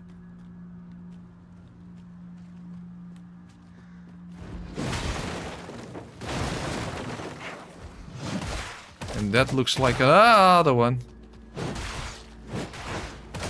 Fuckalicious. Fuck. Oh, holy crap. He just kicked me in the face. It looked cool, but didn't feel very cool. Okay, so that's flame number 2. But this looks like it leads out of the village, perhaps. It definitely looks a bit like Hamwick. Definitely.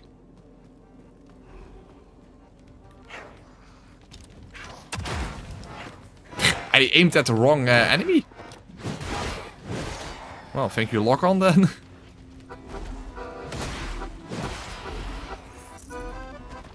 Does that actually harm me in some way? Doesn't look like it. But this weird glow around it. Hey, hello. Yeah.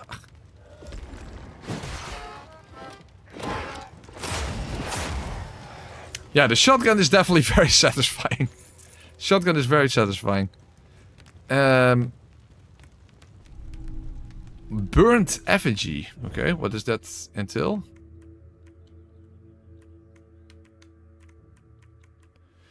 The ashen figure name is lost. All that is remembered is that he must suffer for his treachery. Increases burn resistance.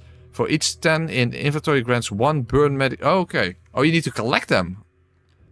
It's not a usable item. Okay, interesting.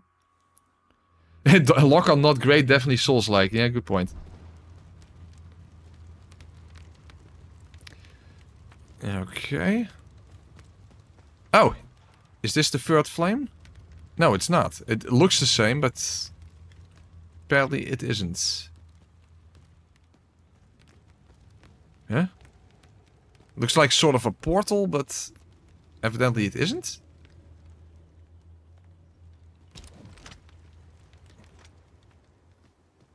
Huh. Strange. Looks like you should be able to do something with this, but... not sure.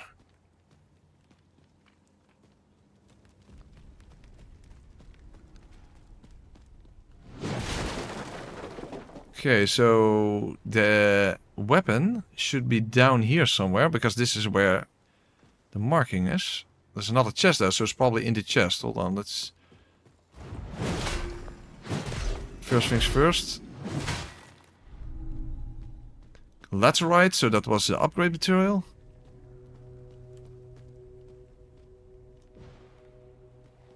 Okay, fortunately I didn't take any fall damage there. Because I assume there is fall damage in this game. The sky is turning red. What the hell is happening? Oh! This is where a shell is looking. Ah!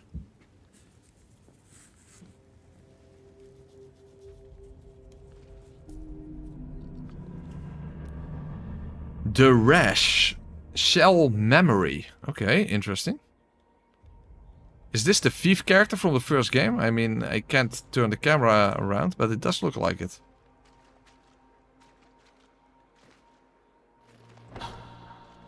Yeah, TL. That's the thief character from the first game.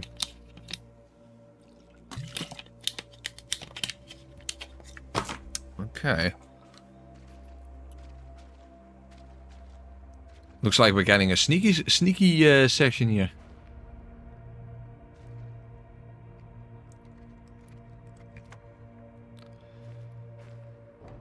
Well, I guess I called him a thief for a good reason, because it looks like he actually is one.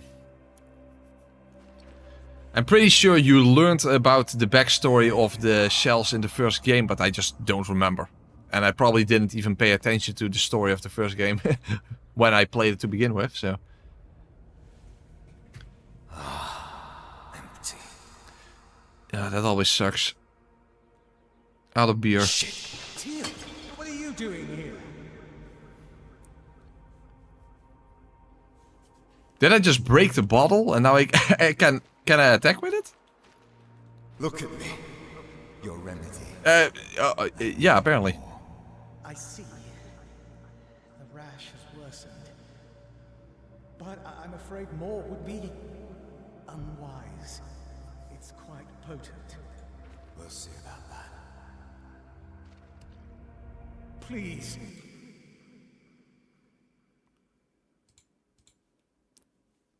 What's the difference?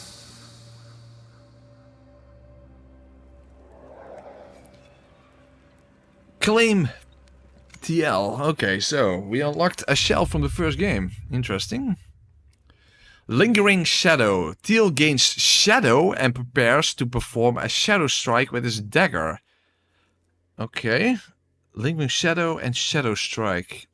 Shadow renders you undetectable for its duration. Okay, so you can basically activate a sort of stealth mode.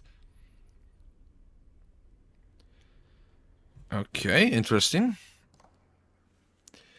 Dashing just before getting struck grants Steel Shadow and inflicts stagger... Oh!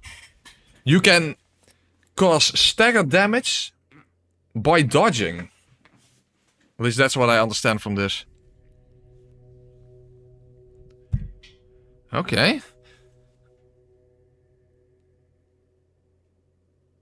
Hold on, but stagger damage is not the same as break damage, so it's different than what I thought it would be. Okay, well, whatever.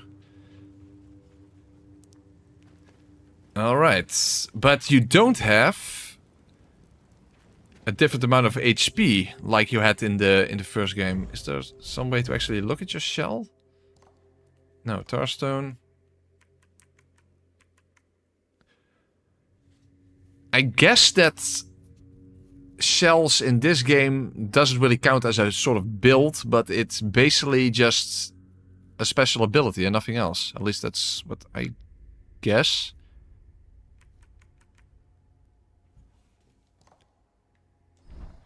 Okay. Regardless. So, we have the shell, but we don't have the weapon yet.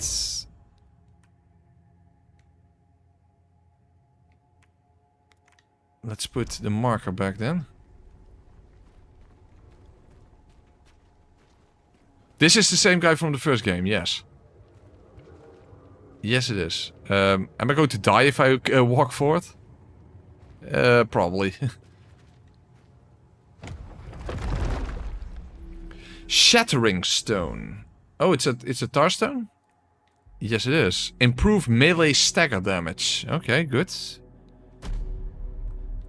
I don't know how many of these you can have equipped, but I see 4 slots down there.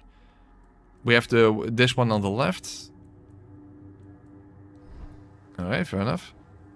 Oh, that's a mini dungeon? Really? Well, I first actually want to pick up the new weapon. That sounds interesting. But also, there was that chest where we still have to find one of the lights. We do still have to find one of the lights to open up the other chest.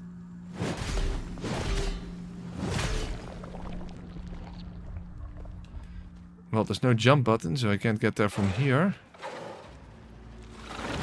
Oh, whoa, whoa, whoa. Oh, holy crap.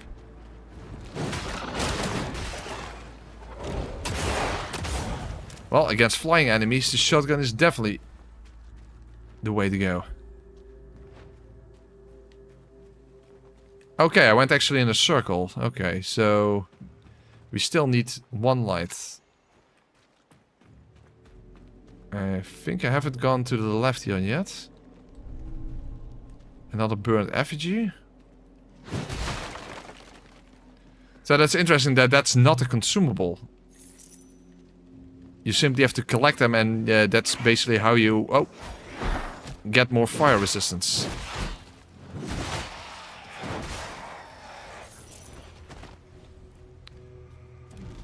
There we go, that's the final light.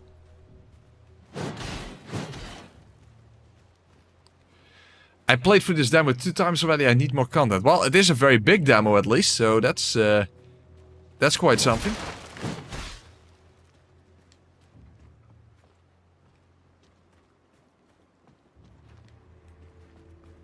Let's first make sure there's nothing... Oh, hey, a beacon.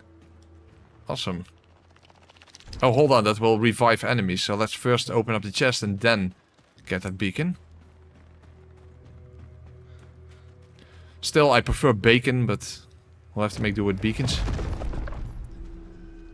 Deadman's Stone.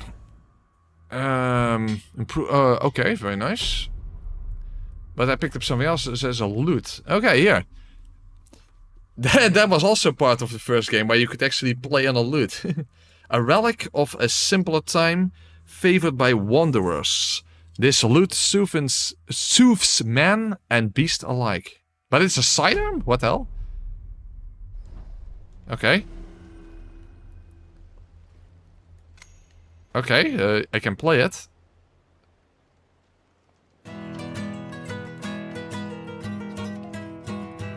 Does this actually do something in this game? Because that's interesting. You can shred your enemies to death. Oh yeah, shredding like an absolute fucking motherfucker. If this actually counts as some sort of a weapon, then hey, a loot-only playthrough. You can sit, apparently. Hold on. I'm pressing right, it says... But for some reason I can't sit down. Change track. Oh, you have multiple tracks? Okay, this is awesome.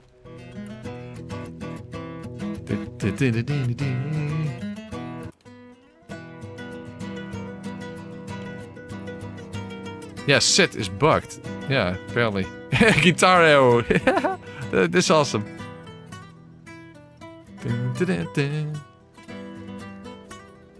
Oh yeah, let's show them my hammer-ons. Very nice.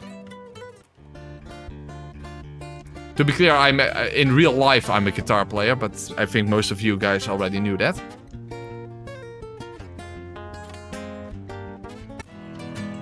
But it says shoot. Hold on. Ah, yeah, you can actually attack with this. What the fuck? Okay, that's fucking awesome. So you can actually use this as a weapon. Hold on, let's actually get to the beacon and actually get our resolve back, because I wanted to see what it actually does.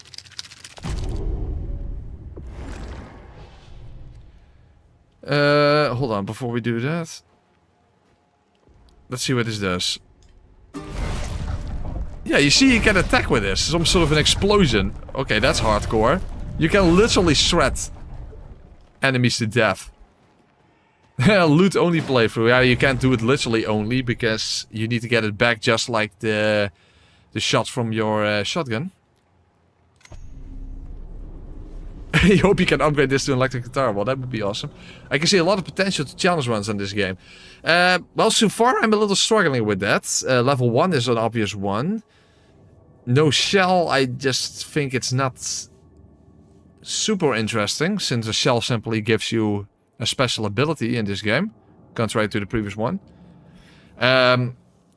Sidearm only doesn't work because you need to get your shots back.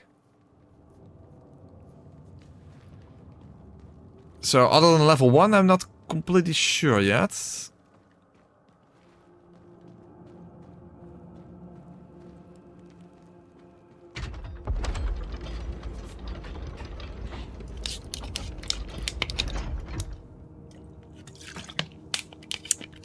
Do you have recommendations for a budget electric guitar? For a budget one, doesn't really matter. Doesn't matter that much. They will probably all feel very similar to you.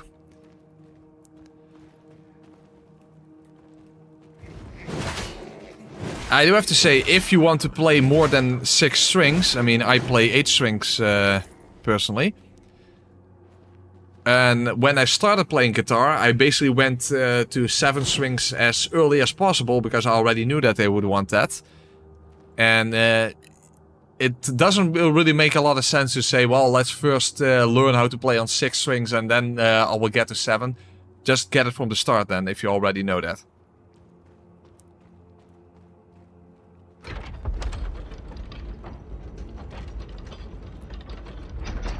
Can you not get your shots back by waiting?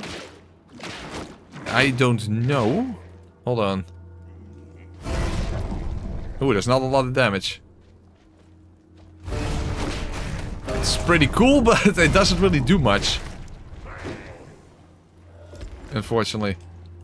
You see, I can't even kill a single enemy, so I don't know exactly what the tactical purpose is of the loot.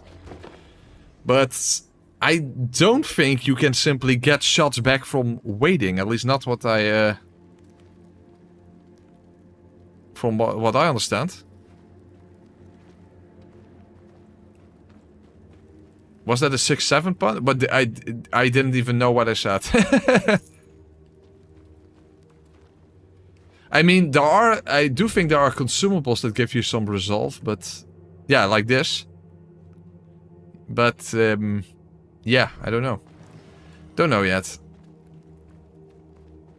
By the way, is there an explanation of what the loot actually does? No, you don't... No, you can't actually see it. Because I wonder what the tactical purpose of that explosion is, because it doesn't do a lot of damage after all.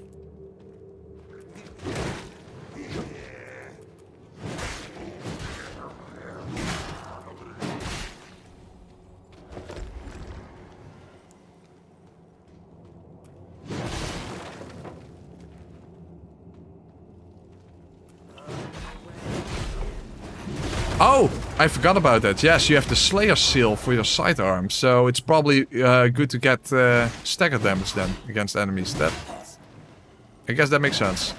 Hey, a loot and Slayer, of course, of course. If you are, how awesome would it be if you equipped a Slayer seal and you could actually play a Slayer song on your loot? How awesome would that be? I don't think they can do that, you know, because of, you know, copyright. But how fucking awesome would that be?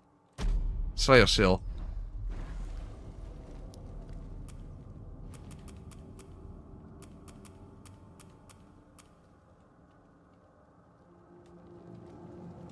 Huh? For some reason I can't play it. Is that because there are enemies around, or... Hey, I can't play my loot for some reason. That's lame. Okay, well, whatever.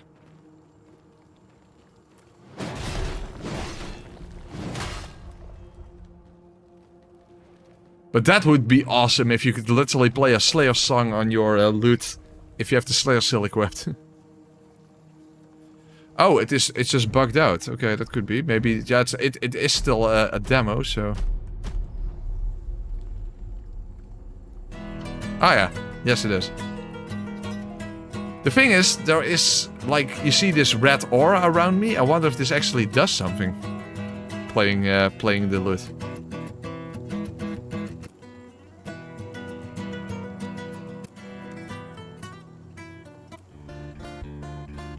No Slayer song. Aw, now I'm disappointed. Now I'm so disappointed.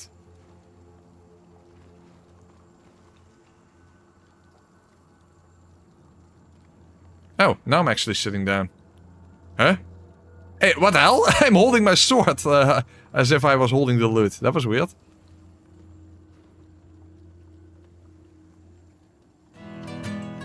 Okay, now I'm sitting down.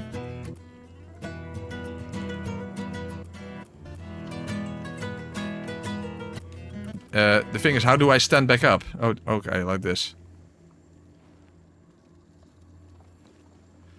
But yeah, you replenish the loot shots the same way you replenish the shotgun. By attacking enemies with your melee weapon. So loot only, from the...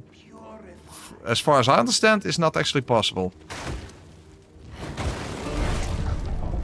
Ah, you see? Exactly, with the Slayer seal, then you can actually... break enemies' posture, basically. Very easy. Oh, hold on. Oh, ooh.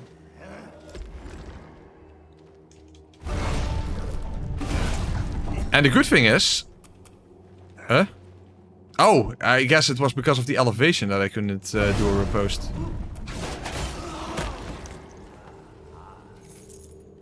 As you can see, I also get my loot shots back from riposting. So you could do something along the lines of a loot-only playthrough, but I don't know how pure the rules can be in that sense.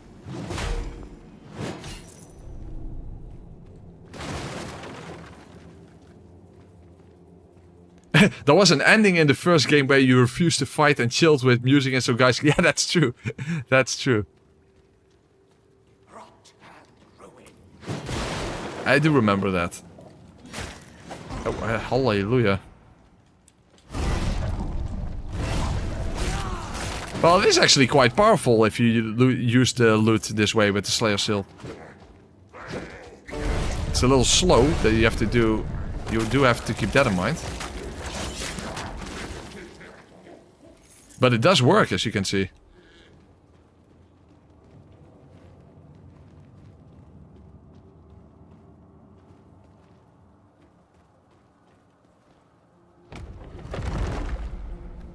Amber stone.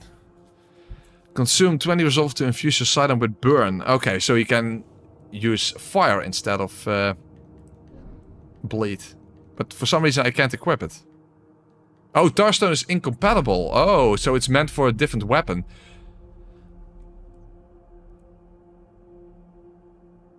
Oh, you can see it here. Does the hammer and... Oh no, the axe and dagger. The sword and I guess that's a scythe? Wait, this one is applicable on the... shotgun? You can infuse the shotgun with... Hold on. You can actually infuse the shotgun with fire?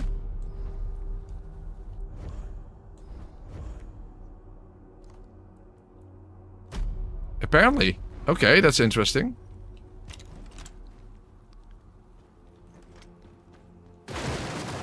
Hold on, let's see if we have another enemy that we can test it out.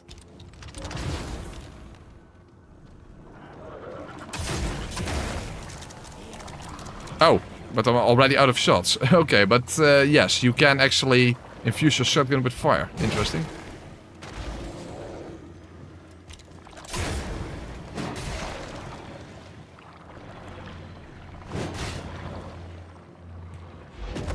Oh, wait, of course, Oh, let's see if you... Yeah, you can actually pause the game. You can actually pause the game if you go to the inventory screen, you see? So technically, you could change seals in the right in the middle of combat.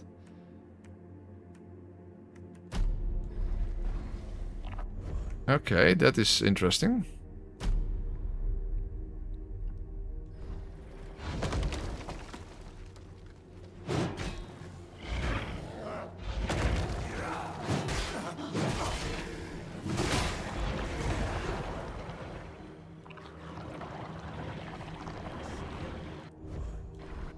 Hold on, let's get this one back. Oh, apparently it doesn't work that way.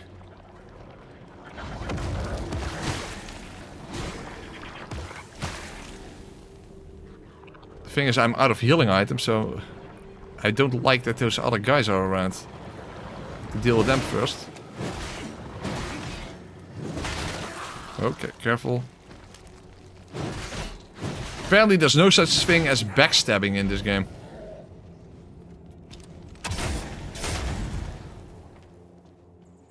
It was too early.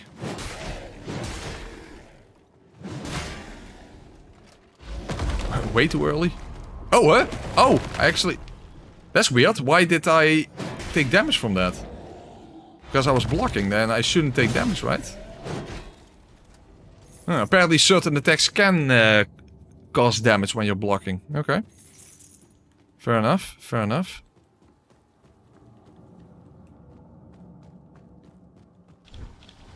Okay, cleanse corruption. Oh, hey, we actually collect one of those eggs, an ovum.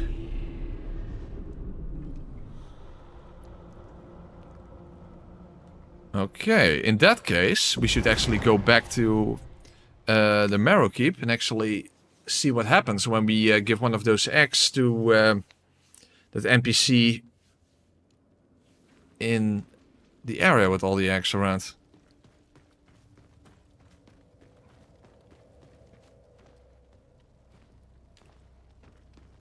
As was foretold, you have brought more over. I remember the trailer you could do a backstab if you go sneaky. Okay. Harbinger, please allow me to introduce myself. I am Milos, the Ovum Keeper. As you can see, it has been a woeful duty, with so few Ova in our care. Well, it looks like you can have find a shit ton of those eggs throughout the game then. This sacred hall was once defiled. This is definitely looking like it's going to be a very big game. Very different from the first one that could be completed in a single day. This looks like an actual full-fledged Souls game. I know you will succeed. Also mechanically, by the way. But you're a bad listener.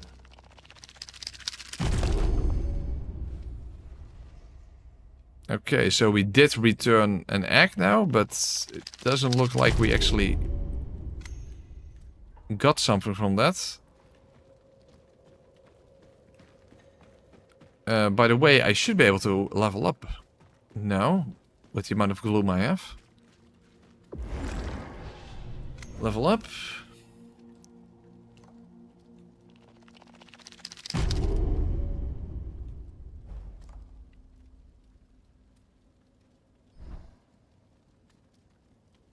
By the way, yeah, assign shell points. Okay, interesting. You must discover this shell's full name as the Shellkeeper to awaken its power. And you need glimpses from that. Okay. I think glimpses were also something from the first game, but I don't remember. Don't really remember that. So there are also things you can upgrade about the shells, okay? Each level improves Shadow Strike. Each level makes Steel shadowed for longer. Plague Bear, each level grants a new effect against poison. TL has 50% poison mitigation. TL has poison immunity. Poison actually restores a portion of health. I think there was something like that in the first game as well with TL, that you can actually heal from getting poisoned. Critical damage.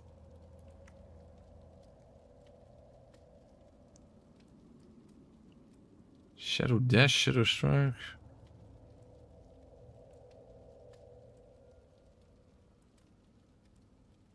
Okay, well, interesting. Anyway, how do we warp back?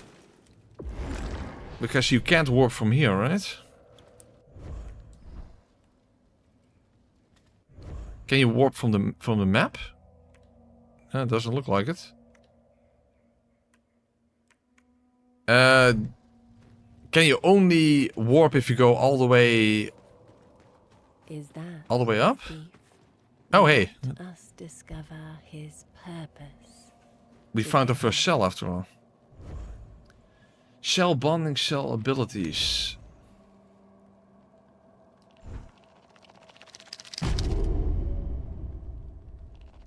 Okay.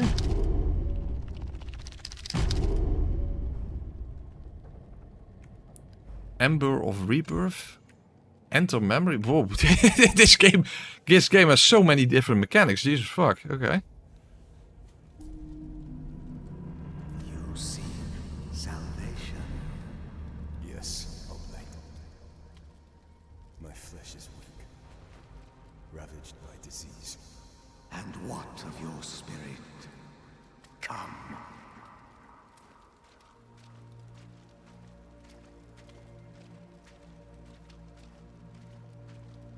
I have sinned greatly, Oblate. Lying. Stealing. Even murder. Worse yet, you are shackled by pity and shame. A terrible sickness.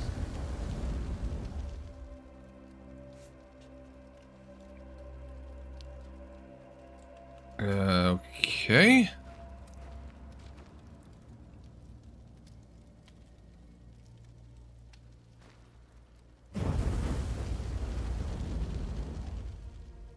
Let me see your face. What a name, by the way. Oblate. An oblate spheroid. Is that not the shape of the Earth? Embrace suffering. I'm a challenge one. Of course I embrace suffering.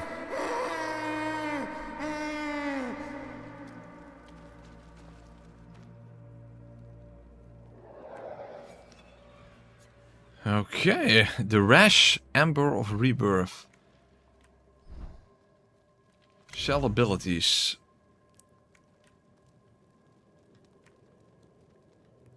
Okay, insufficient glimpses. Okay, fair enough.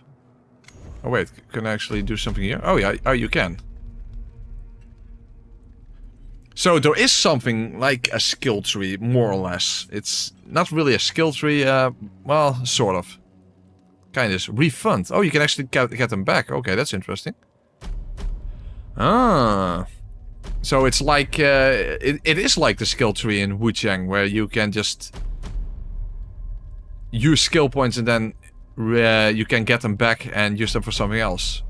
At basically any point. Okay, that's interesting.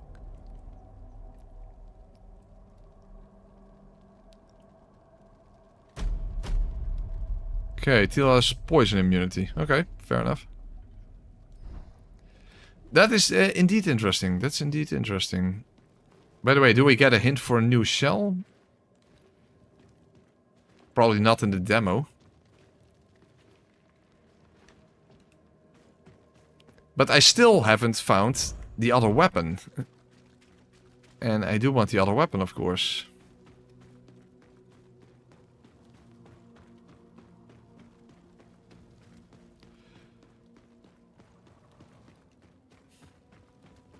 I do have to say, if you every single time if you go to the hub area, you have to go up here in order to use the warp point.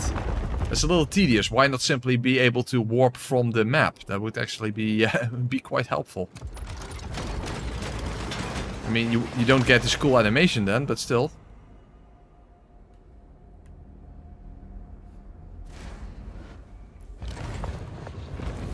Okay, now let's first go and collect the other weapon.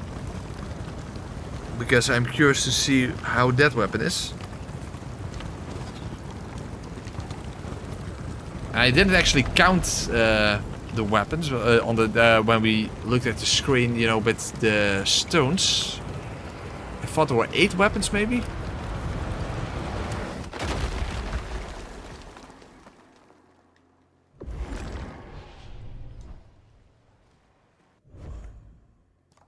Starstones.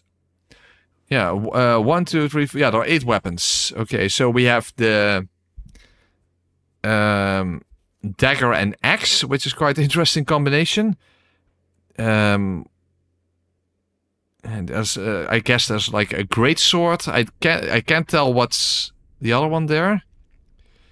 That looks like a mace, dual blades, and a giant hammer or a giant 2-headed axe, something like that, and a reaper. So a scythe. And when it comes to ranged weapons, yeah, that's very difficult to tell.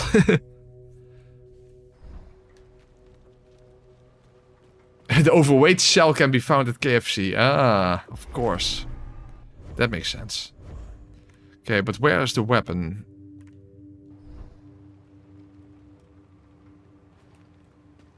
Okay, let's see if we can actually go and find the weapon now.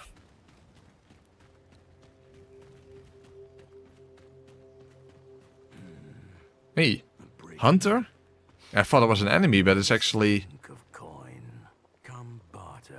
Okay, a merchant. Interesting. Cage key. Key that opens the hunter's cage. Mushrooms and moonshine. Okay, well, let's buy the cage key. But the pup is yours? What?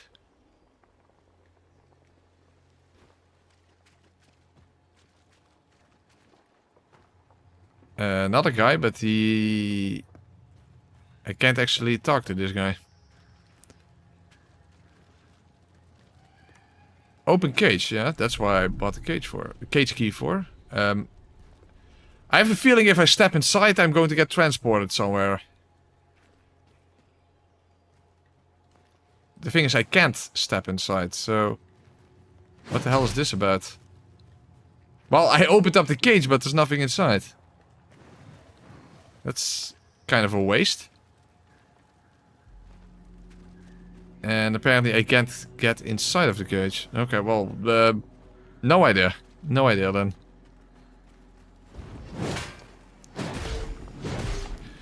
It's bugged, there's supposed to be a Grisha inside. Oh, really? Okay, well, fair enough.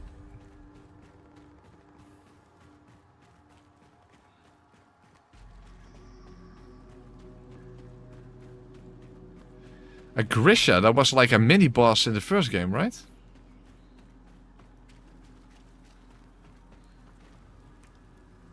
Mushroom Village key. I don't have that. Let me guess, the new weapon is actually behind this. It probably is. It probably is. Okay. Try to reload. Yeah, maybe if you just quit out. Hold on. No, not quit game. Access to main menu. Okay. Let's see what happens. I mean, it is a demo, so... Oh. You actually start at a beacon then. It's not that you can save quit as in a Souls game. Oh, okay. Fair enough. Ah, now there's something inside. It's very small. And I can't actually interact with it. Oh, I can kill it. But yeah, indeed, it is a Grisha. But only a very small one. Okay, it gave me some gloom and coin, but other than that, wasn't particularly useful. And unfortunately, I don't have the Mushroom Village key. And you can't buy it from this guy. The thing is, you would expect it to be inside of the Mushroom Village then, right? So what have I missed in this village then?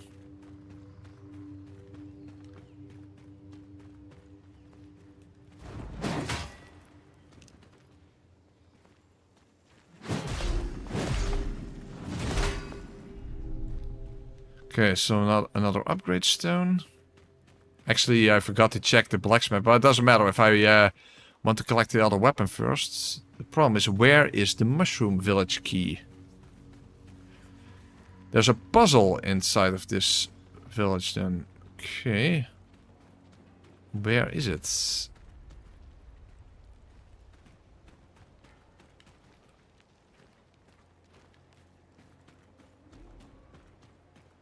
I already opened the chest, so that's not it. Where would there be a puzzle?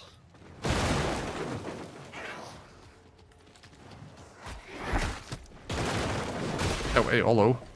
By the way, what seal do I have equipped? Oh, the deflect seal, okay. Oh, that's nice. You only have to deflect a single time in order to parry these enemies. Hey, we haven't been up here yet, I think.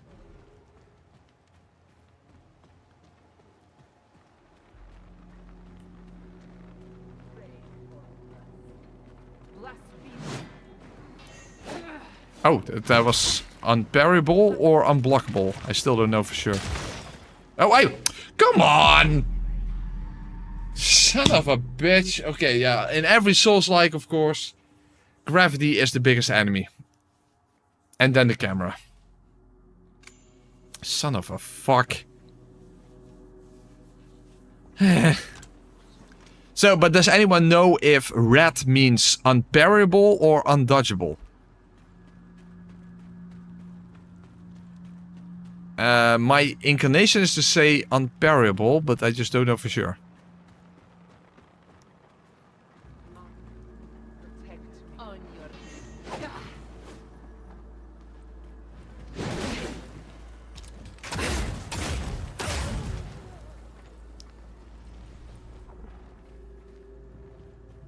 Red is unparryable, okay. Well, that's... Oh, whoa, that looks like... Well, at least I didn't fall to my death this time. But I am almost dead. Heal. Oh, wait, I'm immune for poison. So I don't have to worry about poison. Fuck, but I'm not immune to getting getting killed.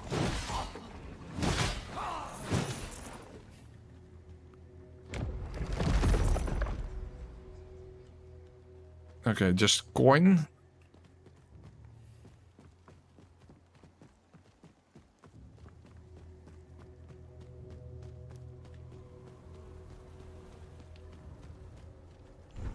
Oh! There's another beacon here. Interesting. Mushroom Village gates.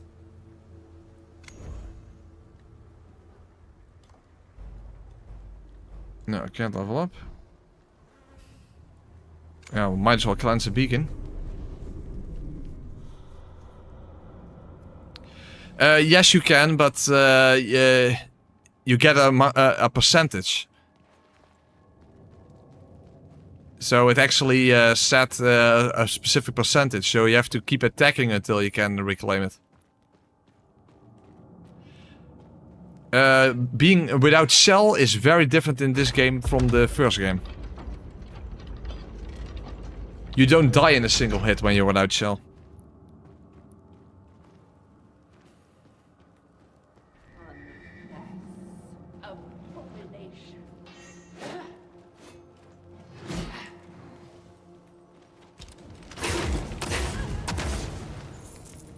Well, the shotgun definitely works well against those enemies, that's for sure. Embers reveal truth.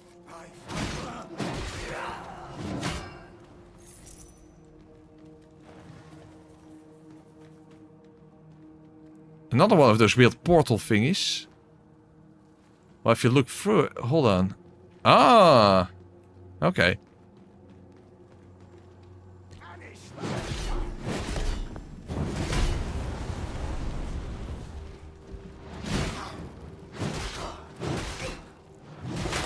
So they do function like portals of sorts. Okay, interesting. Oh yeah, invisibility, that's right.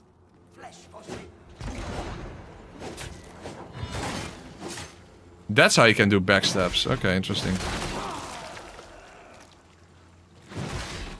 But you're right, I kind of forgot about that.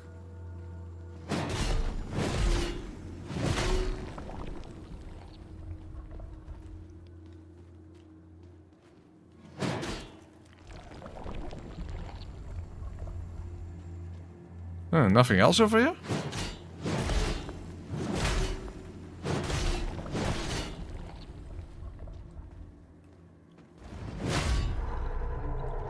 Oh. Illusory wall, apparently.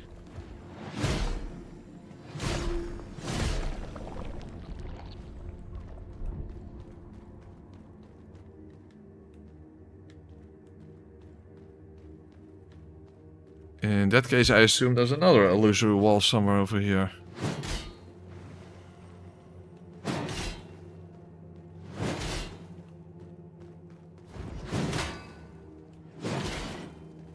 Or not? Then what the fuck is the point of this area?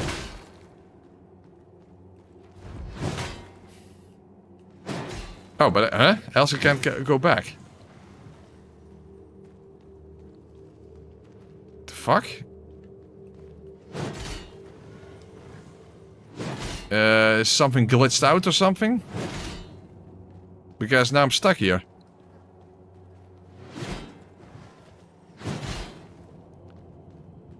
I can't even go back. Huh?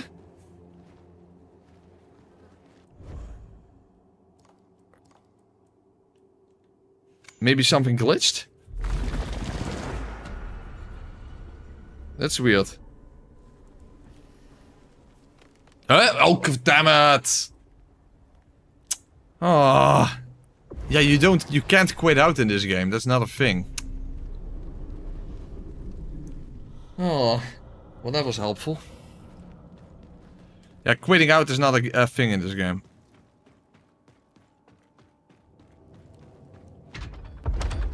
Look up. Oh, okay.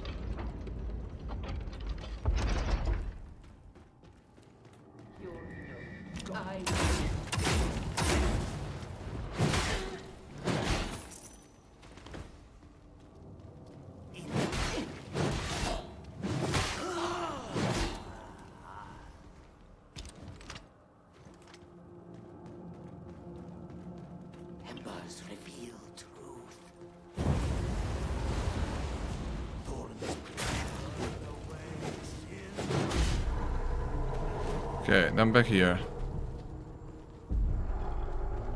Oh, what the hell? All of a sudden there's a hole in the ground?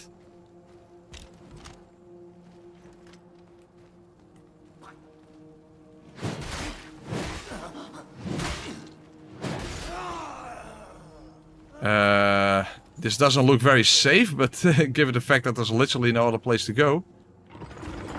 Oh, whoa! Vranek the Grand Illusionist. Okay, fair enough. Hi, Vranek. Oh, that was an unparryable.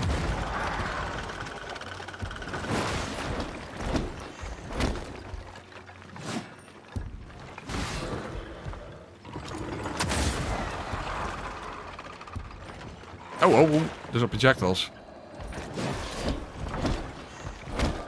Huh? What the fuck? Did he just clone himself or something? Oh, okay. He cloned himself. Oh. He cloned himself a lot. Quick, get rid of all the clones. Shit, delicious.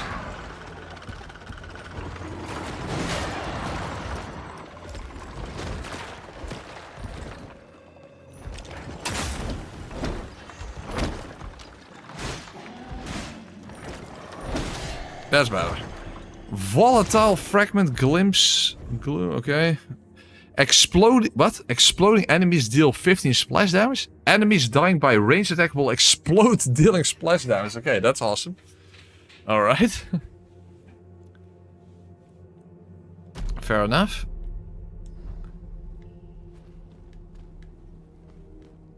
Okay, I guess that was it. Cleanse corruption.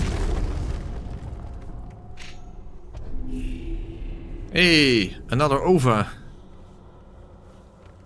Well, let's not immediately go back then, because that way we're never going to make progress. Nope, not yet.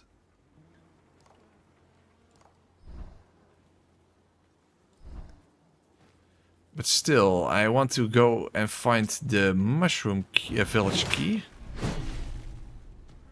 To collect a new weapon. But the problem is I have no idea where it is.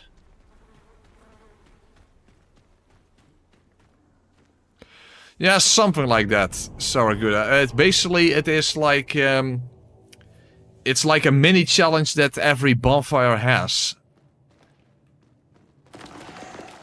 Think of it in that in those terms. It's like a sort of mini challenge area that gives you a certain whatever.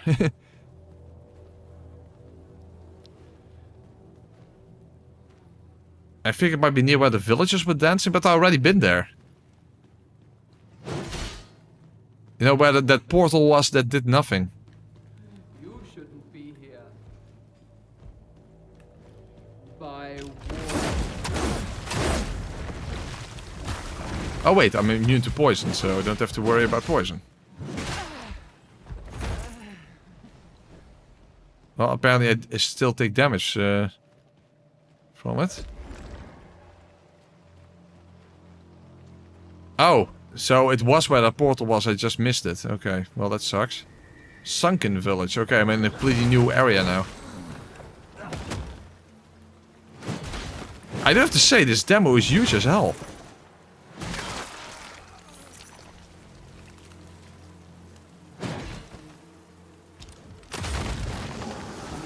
Oh, that's not smart. Oh yeah, you can use that against enemies, of course.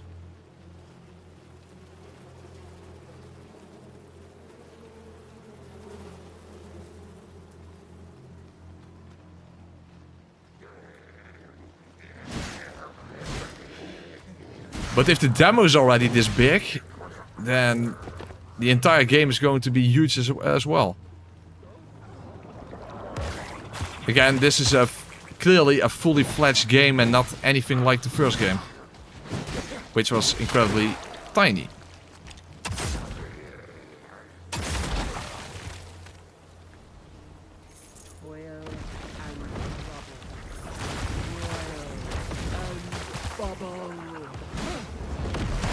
Oh, fuck.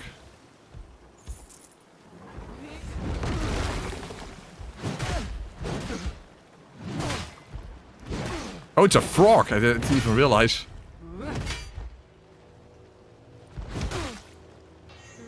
Oh, that's unparryable. That's better.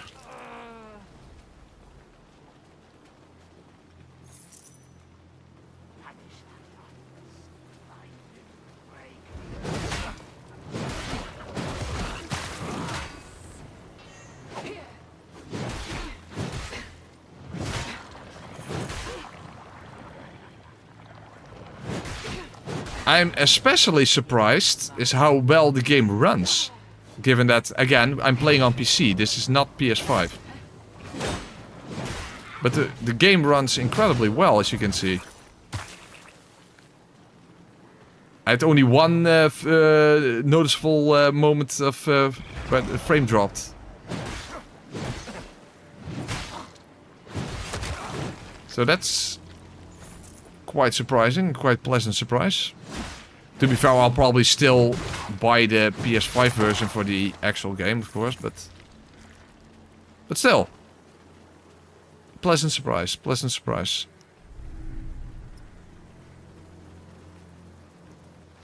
Yeah, another cage key. Oh, but I don't have a cage key anymore. Okay, well, it is what it is. This looks like the fishing hamlet from Bloodborne, yes. Yes. I see what you mean. It does give that vibe.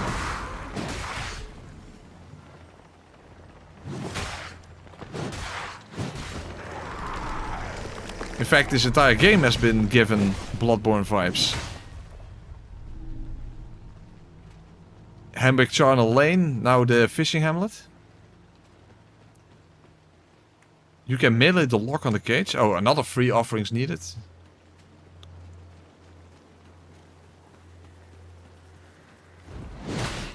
Oh yeah, okay, fair enough. Then why are those keys even necessary? Oh, really? I died from that? Well, that was kind of lame.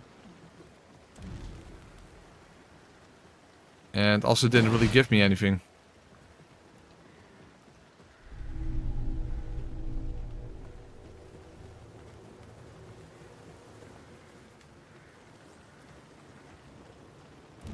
Light flame.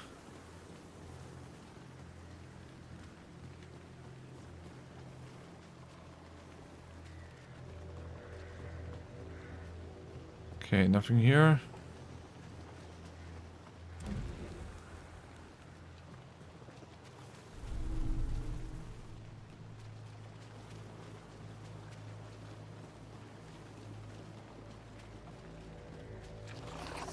Oh.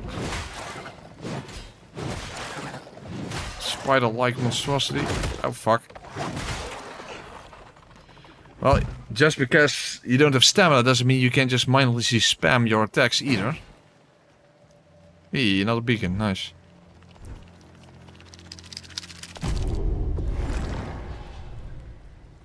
I do have to say, cleansing the beacon on every beacon, it does slow the game down quite a bit. That I'm not sure how to feel about that.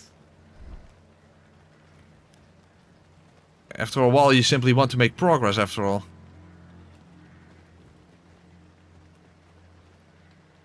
Also, can you warp? Is there no way to warp from beacon to beacon? Yeah, you can return to Marrow Keep, but that's very annoying.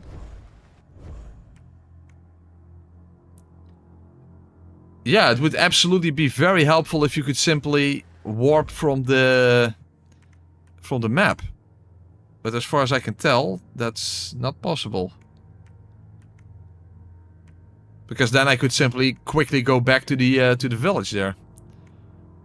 But I would first have to go back to Marrow Keep, then get up the elevator, then get to the war point, and then go back. That's something they should definitely change for the final game. That's unnecessary tedium, if you ask me.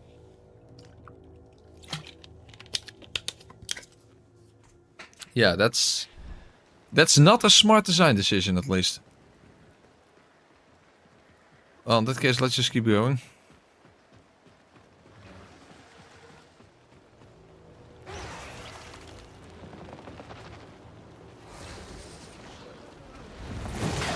Well, they definitely nailed the disgusting monstrosities like in Bloodborne, that's for sure.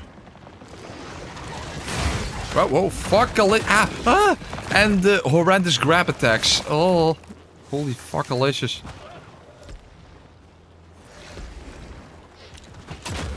Oh, well, the lock-on is the lock-on is fucking me over. I was trying to attack that eel thingy and I attacked the other things.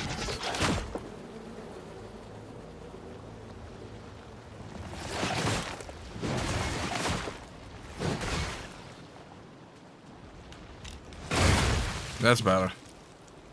Problem is now I actually have to go back to the bonfire. So that was kind of for nothing. Oh well, maybe I can level up. Maybe I can level up.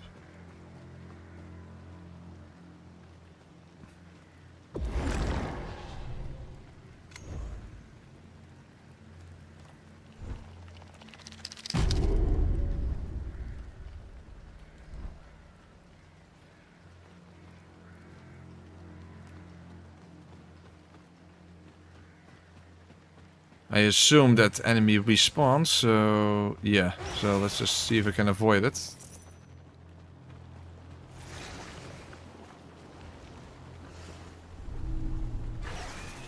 Okay, you can't get up that ladder, that's just part of the background.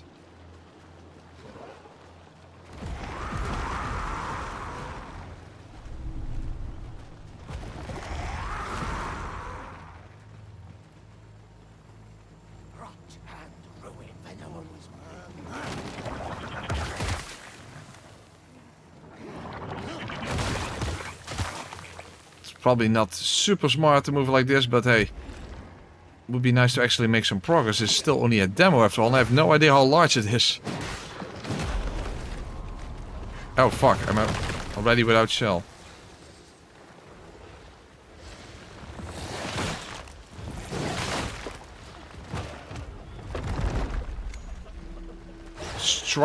Shrike stone. Hold on, you can actually pause the game by going to your inventory, okay. Shrike stone, what the fuck is that? Consume 70 resolve to leap high and plunge your weapon into the ground ahead. Perforation stacks? What the fuck does that mean? problem is it doesn't explain what that means. Perforation stacks. And it's only for this weapon, by the way.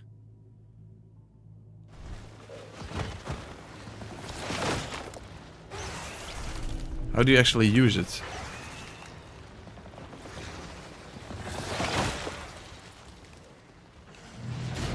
Oh, like this. Okay, not sure exactly what I did, but at least that's how it works. Okay. And now I don't know what I'm doing anymore. Okay, I don't think there's anything else here. Okay, then just keep moving.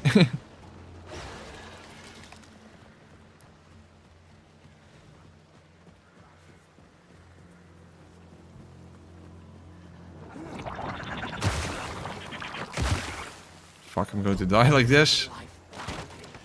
I might be immune to poison. Well, actually now not anymore. But those poison attacks still do damage in and of themselves, so... Oh, fuck. Oh, well, let's just go back to the bonfire then. Because I think I had to go to the left then instead.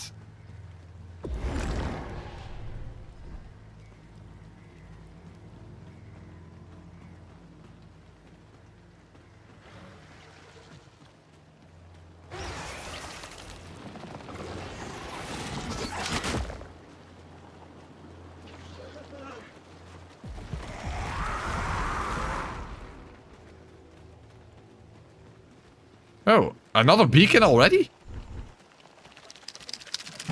Okay, that's weird.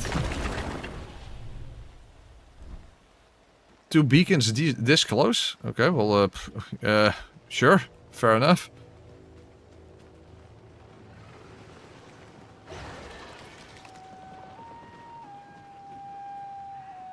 The sheep herder? Oh, one, it's actually an enemy. Okay, oh. What's happening with the sheep? Oh, they turned into enemies. Okay, fair enough.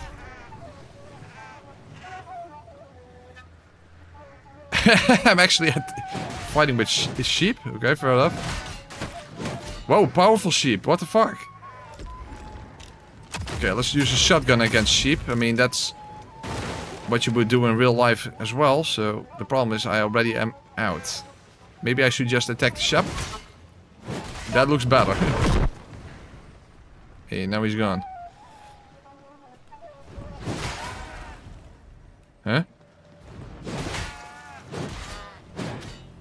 Oh! That broke his stance. Oh, okay. That wasn't clear to me.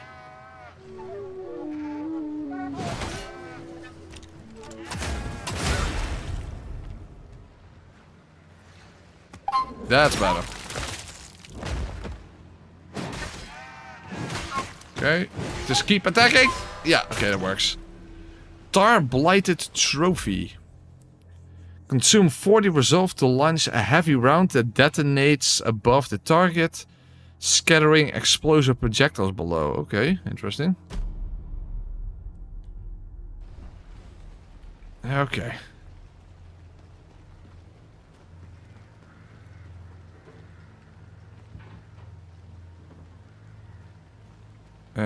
Maybe I should actually have gone back to the beacon first.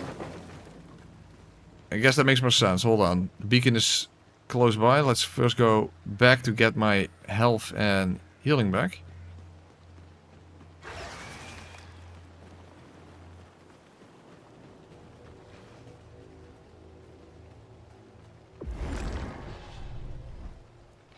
If you want to explore after you finish, I found you can parry enemies through the playtest area walls. There isn't much beyond them, but it's neat. Okay, wow. Interesting.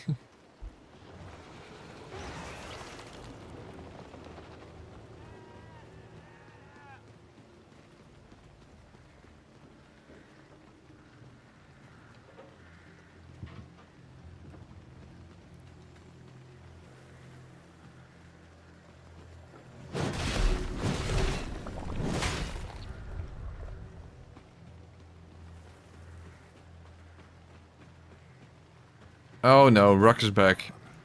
The matron will not be pleased.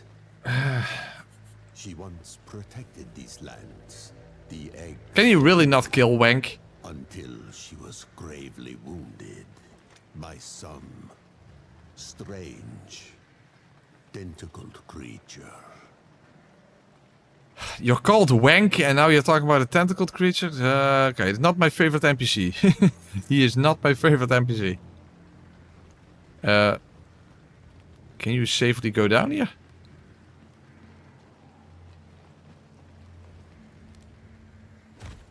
Yes, you can.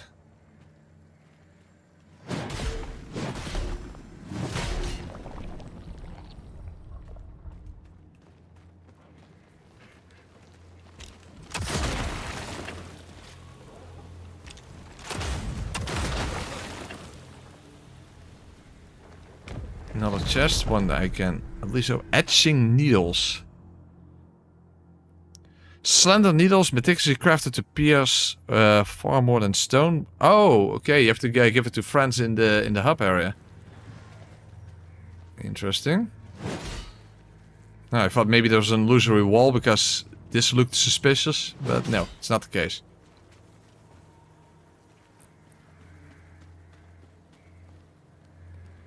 Hey, JC Rockhat. JC Rockhat. Good luck with the run, but it's not really a run. It's just a test of the demo. Of course, but... Thank you regardless. Justice for Wank.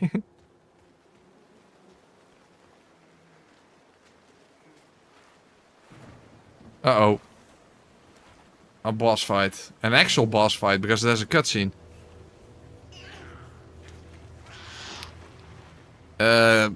Some sort of a devil baby? What the fuck?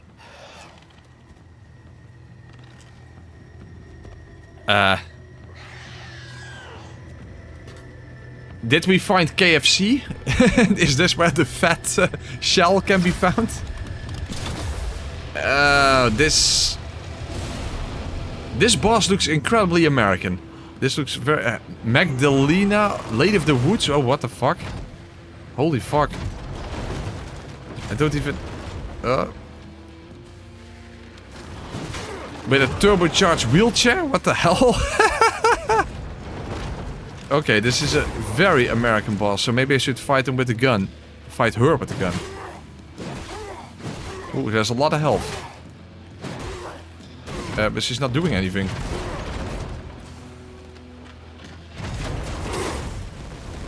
Oh.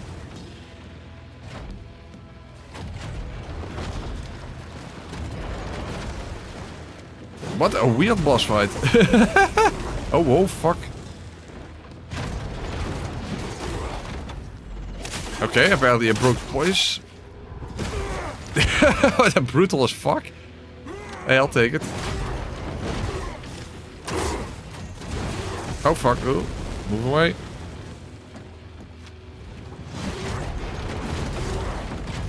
Oh, fuck. It's my last healing item already. Ah, oh, no, that's where the devil babies now here. Oh, shit, delicious. No, not good.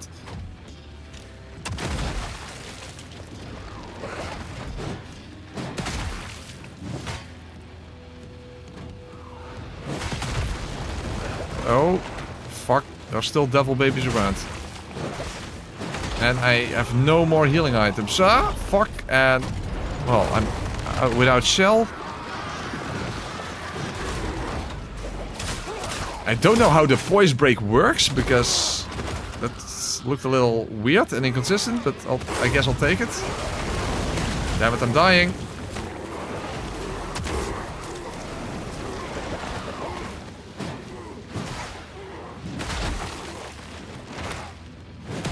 I'm almost dead, but she's also almost dead, but no. No, that didn't work out. Fuck. Play some guitar for her, yeah, I suppose so.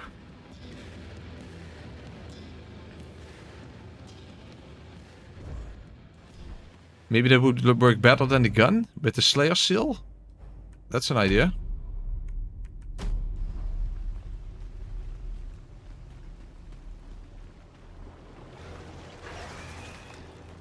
But I got pretty close to defeating her already, so that's nice at least.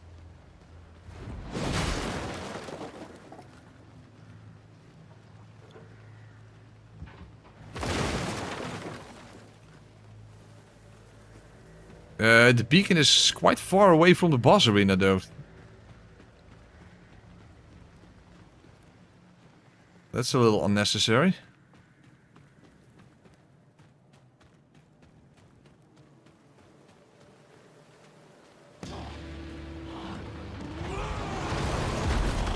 Because I don't know how to get the other weapon. Oh, I'm already without shell? How the hell did that happen so quickly?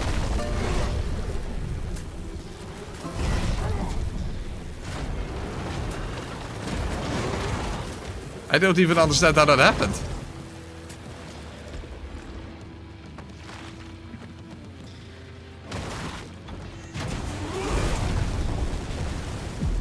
Oh, I couldn't use it for some reason. It's too slow, maybe.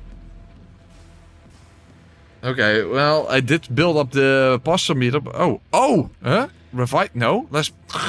Okay, that's weird. Okay, so the run back is kind of unnecessary, if you ask me. Next to that bonfire? What? Next to what bonfire? Next to that bonfire? So there's a weapon over here? What?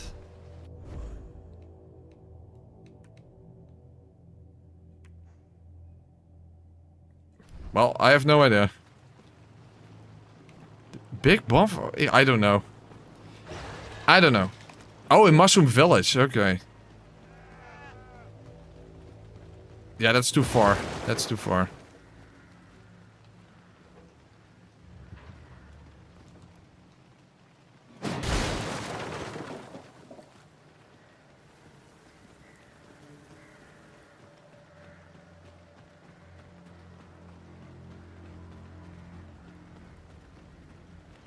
So I'm not quite sure about the loot, though.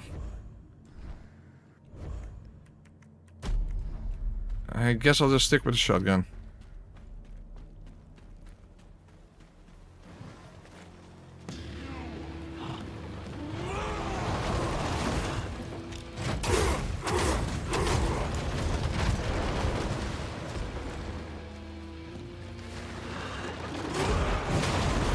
Fuck, it's so chaotic. See, I'm already without the shell.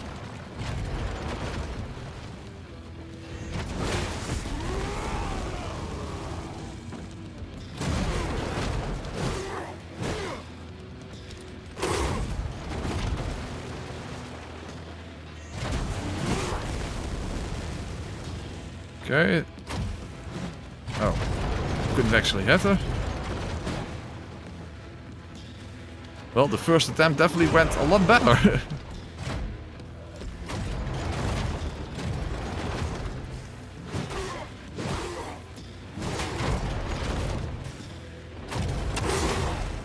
Okay.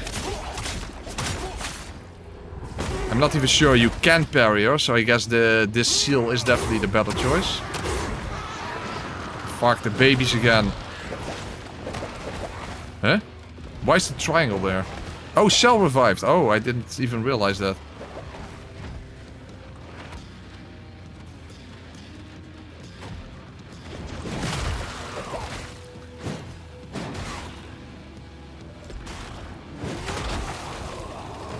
Oh, fuck! The babies are still... The babies are fucked. It turns an already chaotic fight even more chaotic. Look at this!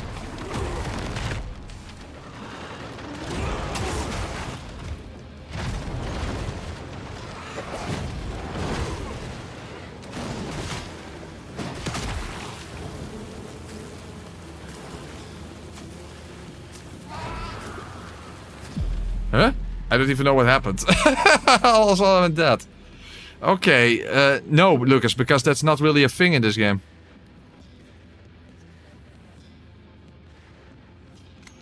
Okay, I don't know, this is very chaotic.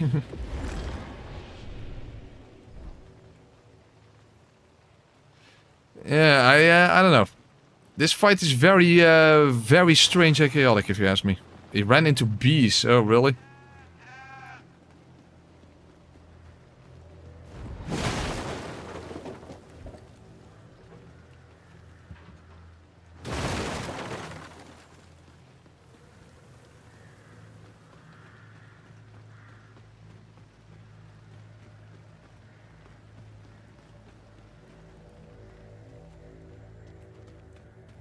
But no, Lucas, no shell run is very different in this playthrough. Not comparable to the first game at all.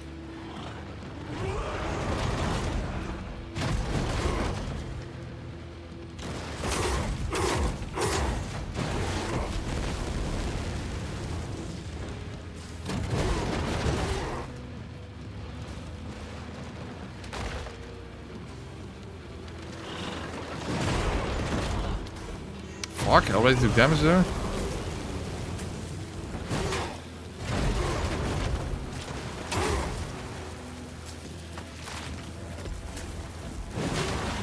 I think the whole part with the babies is just unnecessary because it just turns the whole fight in just a chaotic mess, and I'm not a big fan of that.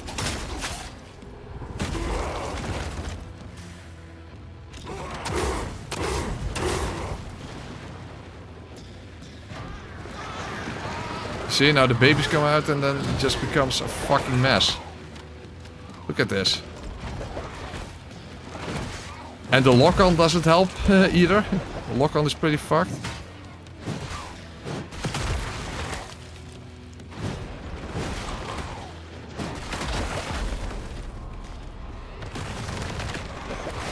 No, the whole baby section is absolutely not good. The lock-on is already really terrible. Look at this! Look how bad this is.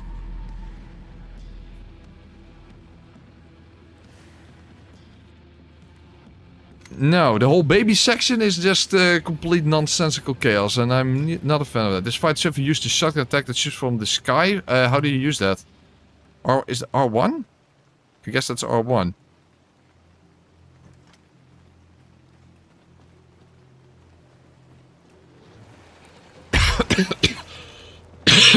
He's right. Lords of Fall is much better than this. Debatable. But yeah, this fight is a bit weird. I think the babies are just a really stupid addition. It just it's just pure chaos, and the lock-on just fucks you over.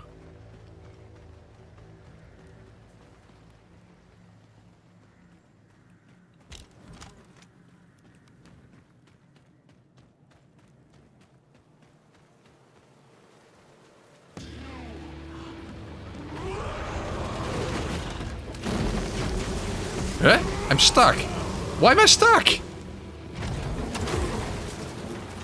I don't even know what made me stuck, but for some reason I was stuck.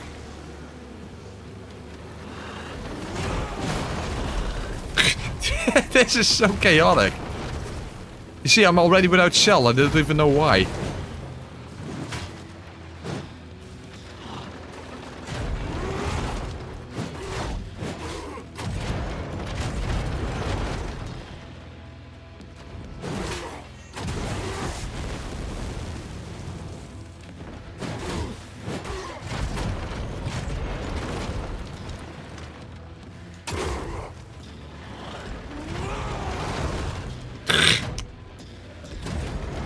No, this fight is actually kind of stupid if you ask me.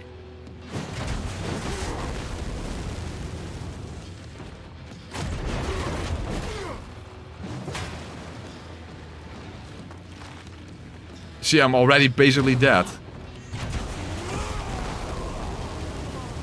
The thing is, in the first attempt I almost killed her already. That was weird.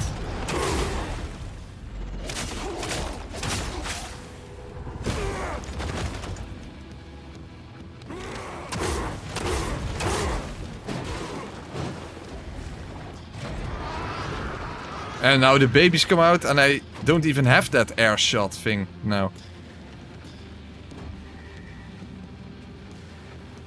So I can't use it.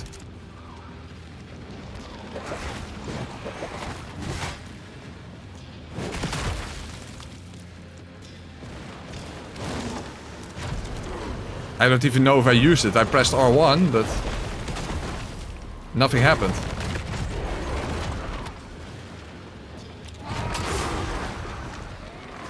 Quick.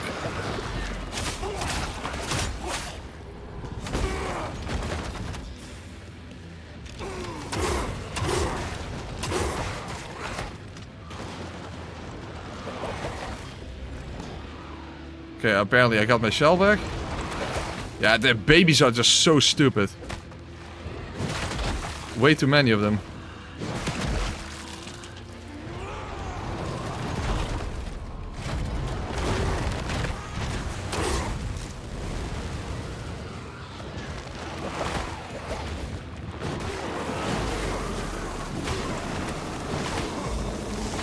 No.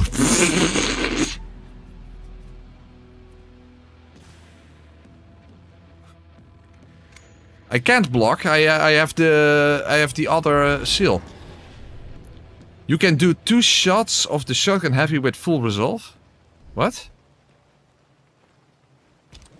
Yeah, I don't understand how that R1 thing works. Yeah, now I did do it. Oh, you need resolve for that. Oh, okay.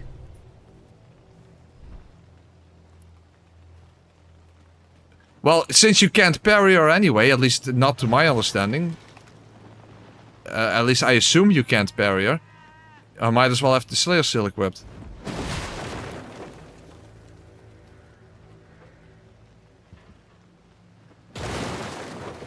But all of her attacks were red, as far as I can tell.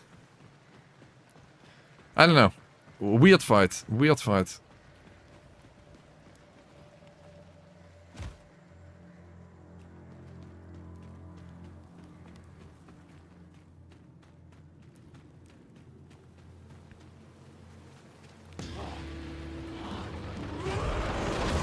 You see, that's what... Why did that still hit me?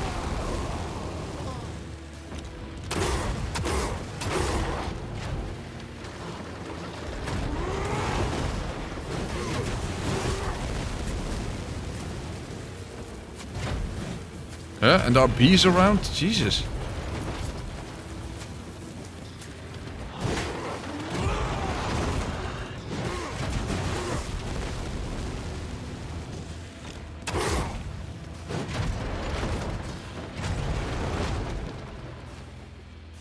I guess that the fire that lingers on the ground also does damage.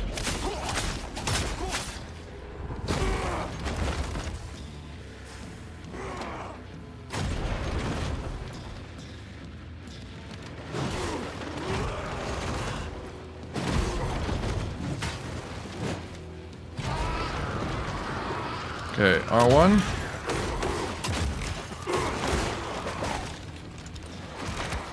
R1 didn't do anything either. Okay, also doesn't work. So, no, even the R1 attacks didn't help. Yeah, the lock-on is just so fucked. See, it goes all over the place.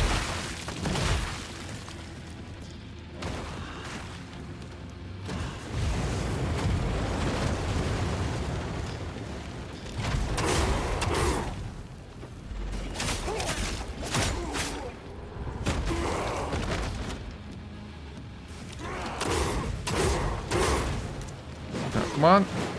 Okay, die already.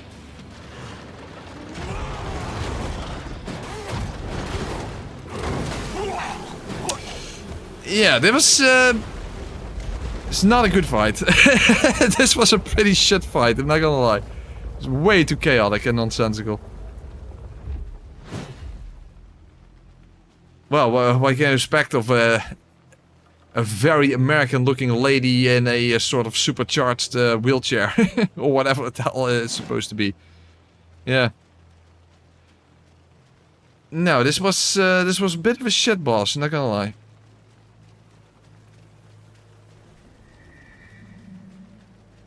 Okay.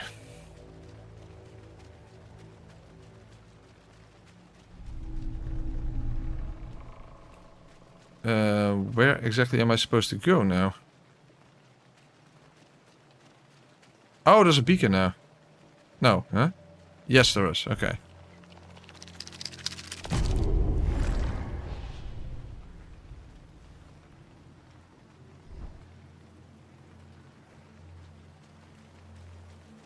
The thing is...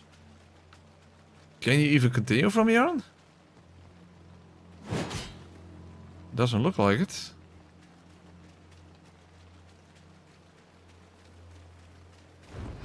guess we just have to cleanse the beacon.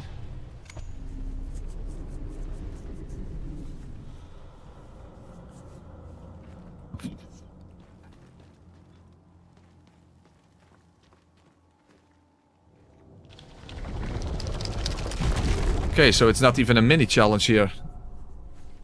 Collect over, okay.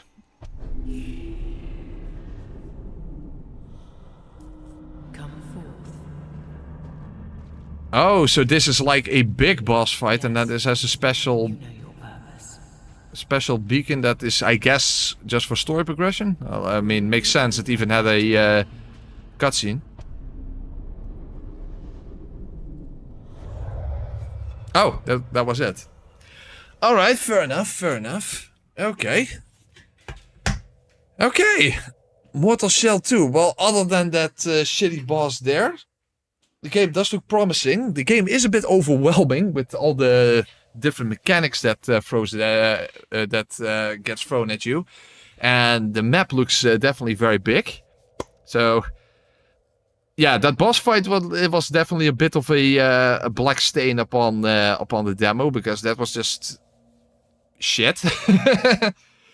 Other than that, definitely the game is definitely looking promising, and especially one hell of an upgrade over the first game. That's one hell of a that's one. Oh, hey, feedback. Okay, interesting.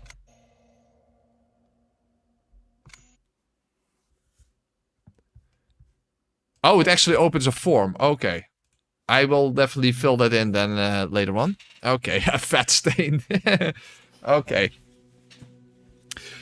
One thing I definitely wonder is when this game is supposed to come out, because I thought it was going to come out only in a few months, but I don't think we actually have a date yet, right? I don't think we have a release date yet. So, when is it going to come out then? Because I thought it was coming out like end of summer or something already. Which also is, I think, when Lords of the Fallen 2 is going to come out.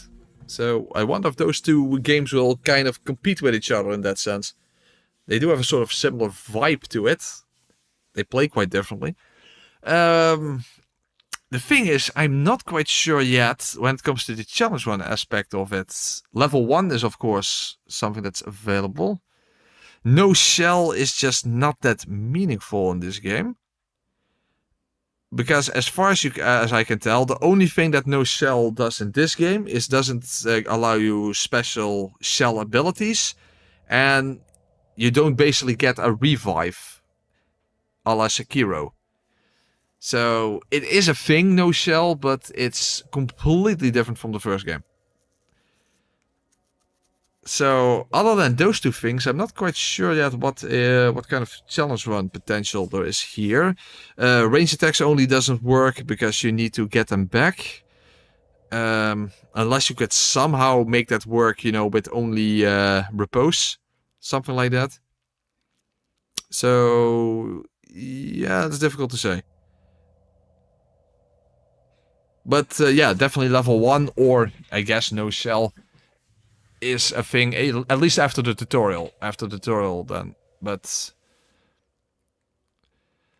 yeah, so that's true. There's like a sort of skill tree in that sense. So no shell is definitely a thing. But again, very different from the first game. I guess that's a good thing because of course this game looks a lot more complicated and difficult than the first game. So doing this without taking a single hit is definitely quite something, that's for sure. Yeah, can you beat Mortal Shell using only a guitar? Apparently not.